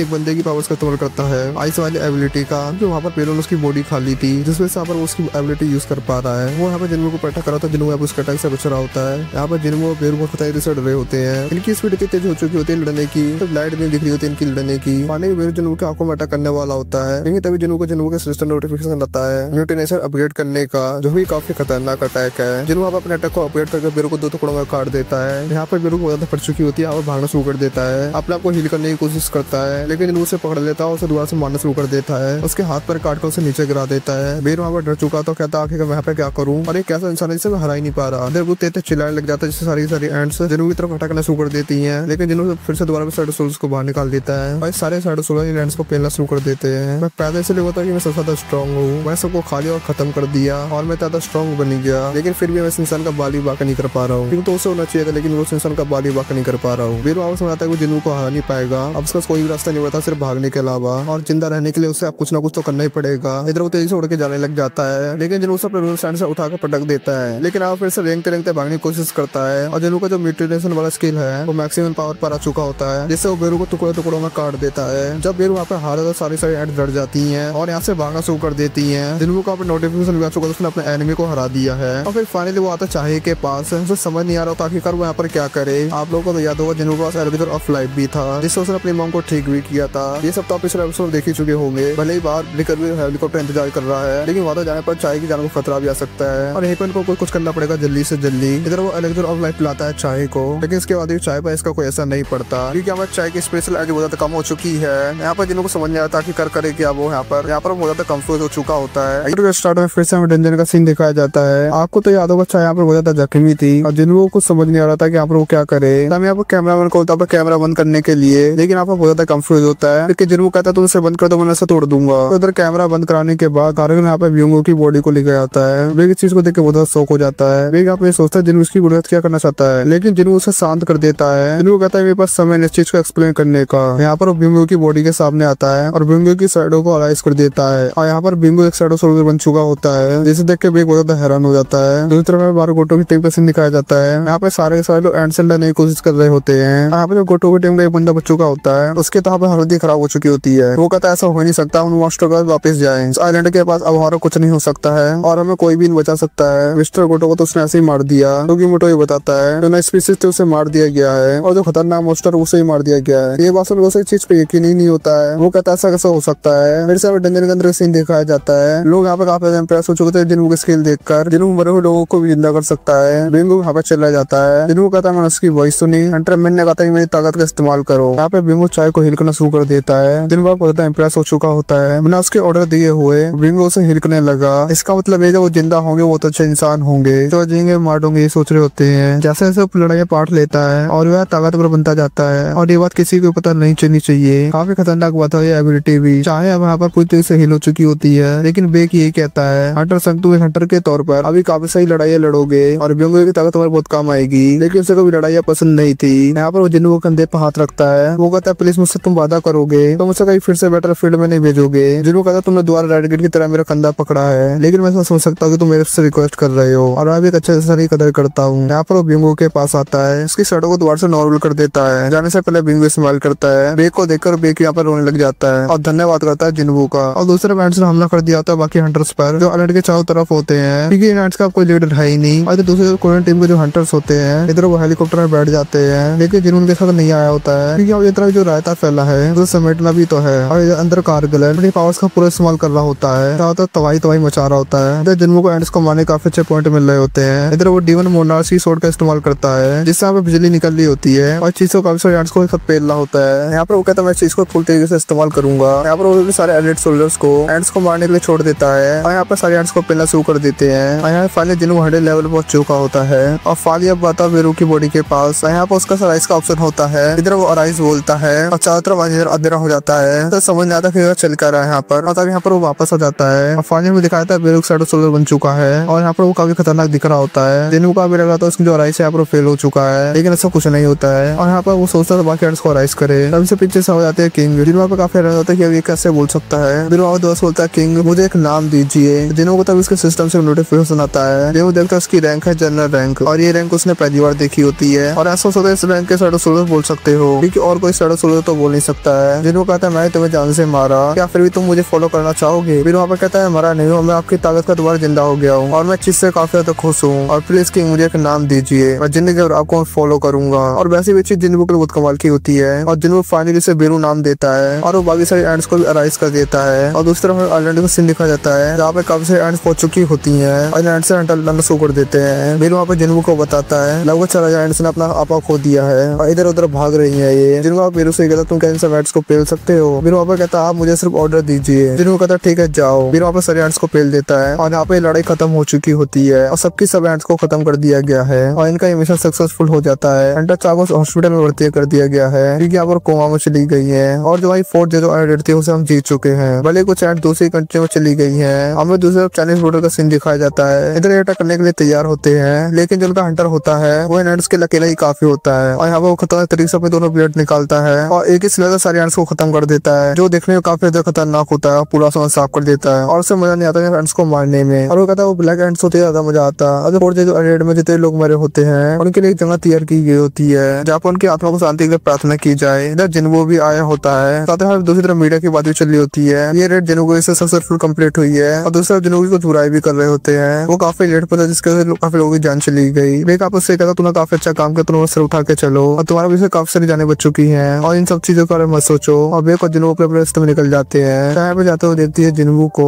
तभी जिन्वो का सामना होता है गुनी से। तभी सामने से गुनी धन्यवाद करता है जिन्वो का, उसने फोर्थ रेड में हिस्सा लिया और उसको बचाया भी। और जिन्वो यहाँ पे ये कहता है काश मैं यहाँ पर जल्दी पहुंच जाता, व्योम की जान नहीं जाती। उन्हें यहाँ पे यही कहता है तो उसे 5 हंटर और काफी सारे लोगों की जान बच चुकी है। तो तुम अपने को थोड़ा तो क्रेडिट दो, चिंता मत को तुम्हारा कभी ना कभी ऐसा मैं चुका दूंगा। अब मैं जानना चाहूंगा तुम्हारे फ्यूचर प्लान्स क्या है। जिन्होंने थोड़ा यहाँ पे कंफ्यूज जाता है। दुनिया पे बता तुम्हारी ताकत को तो पूरी दुनिया देख चुकी है, वो तुमसे कुछ ना कुछ तो चाहेंगे, तुम्हें अप्रोच करेंगे तो इस चीज एसोसिएशन शांत तो बैठ नहीं सकती। जिन्होंने वहाँ पे बता देता है उधर खुद का गिल्ड स्टार्ट करना है। इधर दूसरी तरफ दोस्त का सीन दिखाया जाता है जहाँ पे लोगों को रिसोर्स के इकट्ठा करने के लिए भेजा गया होता है और तभी इकट्ठा इंसान दिखाया जाता है। और ये मोनार्च ऑफ बीस्ट है और उसके साथ साथ मोनार्च ऑफ फ्रॉस्ट भी होता है। चुटकी बजाते इन सबको बेहोश कर देता है। यहाँ पर बात कर रहे होते किसी बंदे के बारे में, यहाँ पर वो मौजूद था लेकिन फिर यहाँ पर वो इंसानों की मदद क्यों कर रहा है हम उसके बारे में पता लगाना होगा। यहाँ पर बेसिकली यहाँ पे जिन्हों के बारे में बात कर रहे होते हैं यानी कि शैडो मोनार्च के बारे में। यहाँ पर फ्रॉस्ट मोनार्च एक पोर्टल खोलता है और यहाँ से वो निकल जाते हैं। जिन्हों दूसरी तरफ घर जा रहा होता है लेकिन वो जाम में फंस चुका होता है और जिन्हों से इसकी बात हो रही होती है। गिल्ड के बारे में जिन्हों बता देता है उन्हें अप्रूवल मिल चुका है गिल्ड बनाने के लिए। यहाँ पे गुनी का कॉल आता है जिस रोड पर भी वो है उस रोड पर भी एक गेट ओपन हो चुका है। वहाँ पर हंटर्स को भेजा गया है लेकिन यहाँ पर हंटर तो नहीं पहुंचे होते हैं क्योंकि यहाँ पर सारे सारे जाम में फंस चुके होते हैं। तो जिन्हों यहाँ पर आ जाता है मैंने यहाँ पर बंदा जिन्हों को रोकने की कोशिश करता है। जिन्हों कहता चिंता मत करो मैं चीज को निपटा लूंगा। ये एक बी रैंक का गेट होता है लेकिन जिन्हों के अंदर जाते ही एक कन्वर्ट हो जाता है रेड गेट में जो की काफी खतरनाक बात है। वो कहता है पहले से लेट होता है और एक बार से सरप्राइज मिल रहा है मुझे, पास में मॉन्क होता है मैं लेट आऊंगा। फिर काफी सारे मैजिक बेस्ड होते हैं। जिन्हों कहता है समय लगे इन सबको फेलने में। इधर वो अपनी पूरी शैडो आर्मी को बाहर निकाल लेता है और ये देखने में काफी औसम लगता है। दूसरी तरफ हमें चाय का सीन दिखाया जाता है जो कि खड़े होकर कुछ सोच रही होती है। तो जिन यहाँ पर आता है यहाँ पे ये बताती है इस सेट का अपने पावर्स का उधर चुका है, वो इतना ज्यादा पावरफुल भी नहीं है, दूसरों को उसकी हेल्प करनी पड़ी लेकिन वो इंसान अलग है। इधर वो जिन्हों की बात कर रही होती है क्या कहती है मैं उसका खड़े होकर लड़ना चाहती हूँ, 16 लाख और भी ताकतवर बनना चाहती हूँ। उस तरफ हमें गेट के अंदर का सीन दिखाया जाता है। हमें बताया जाता है कि डेंजर बहुत खतरनाक जगह है और हंटर्स का जन्म इसलिए होता है ताकि वो हंट्स कर सके लेकिन हंटर्स के तो हमें होशियार भी रहना पड़ता है ताकि हमारी शिकार ना हो जाए और सिचुएशन कभी भी बदल सकती है। लोग यहाँ पर अपने आप को प्रूव करने की कोशिश करते हैं, हंटर हंट करने की कोशिश करते रहते हैं और उनको कोई भी नहीं रोक सकता और वो धीरे धीरे करके आगे बढ़ते रहते हैं। इधर जिन्हों गेट कंप्लीट कर लेता है और यहाँ पे जिन्हों काफी औसम तरीके से निकल रहा होता है और यहाँ पर वो कहता है अब अगला कौन है। फाइनली इसी सीन के साथ तो यहाँ पे खत्म हो जाता है और यहाँ तक वीडियो देखेगा तो चैनल सब्सक्राइब जरूर कर देना।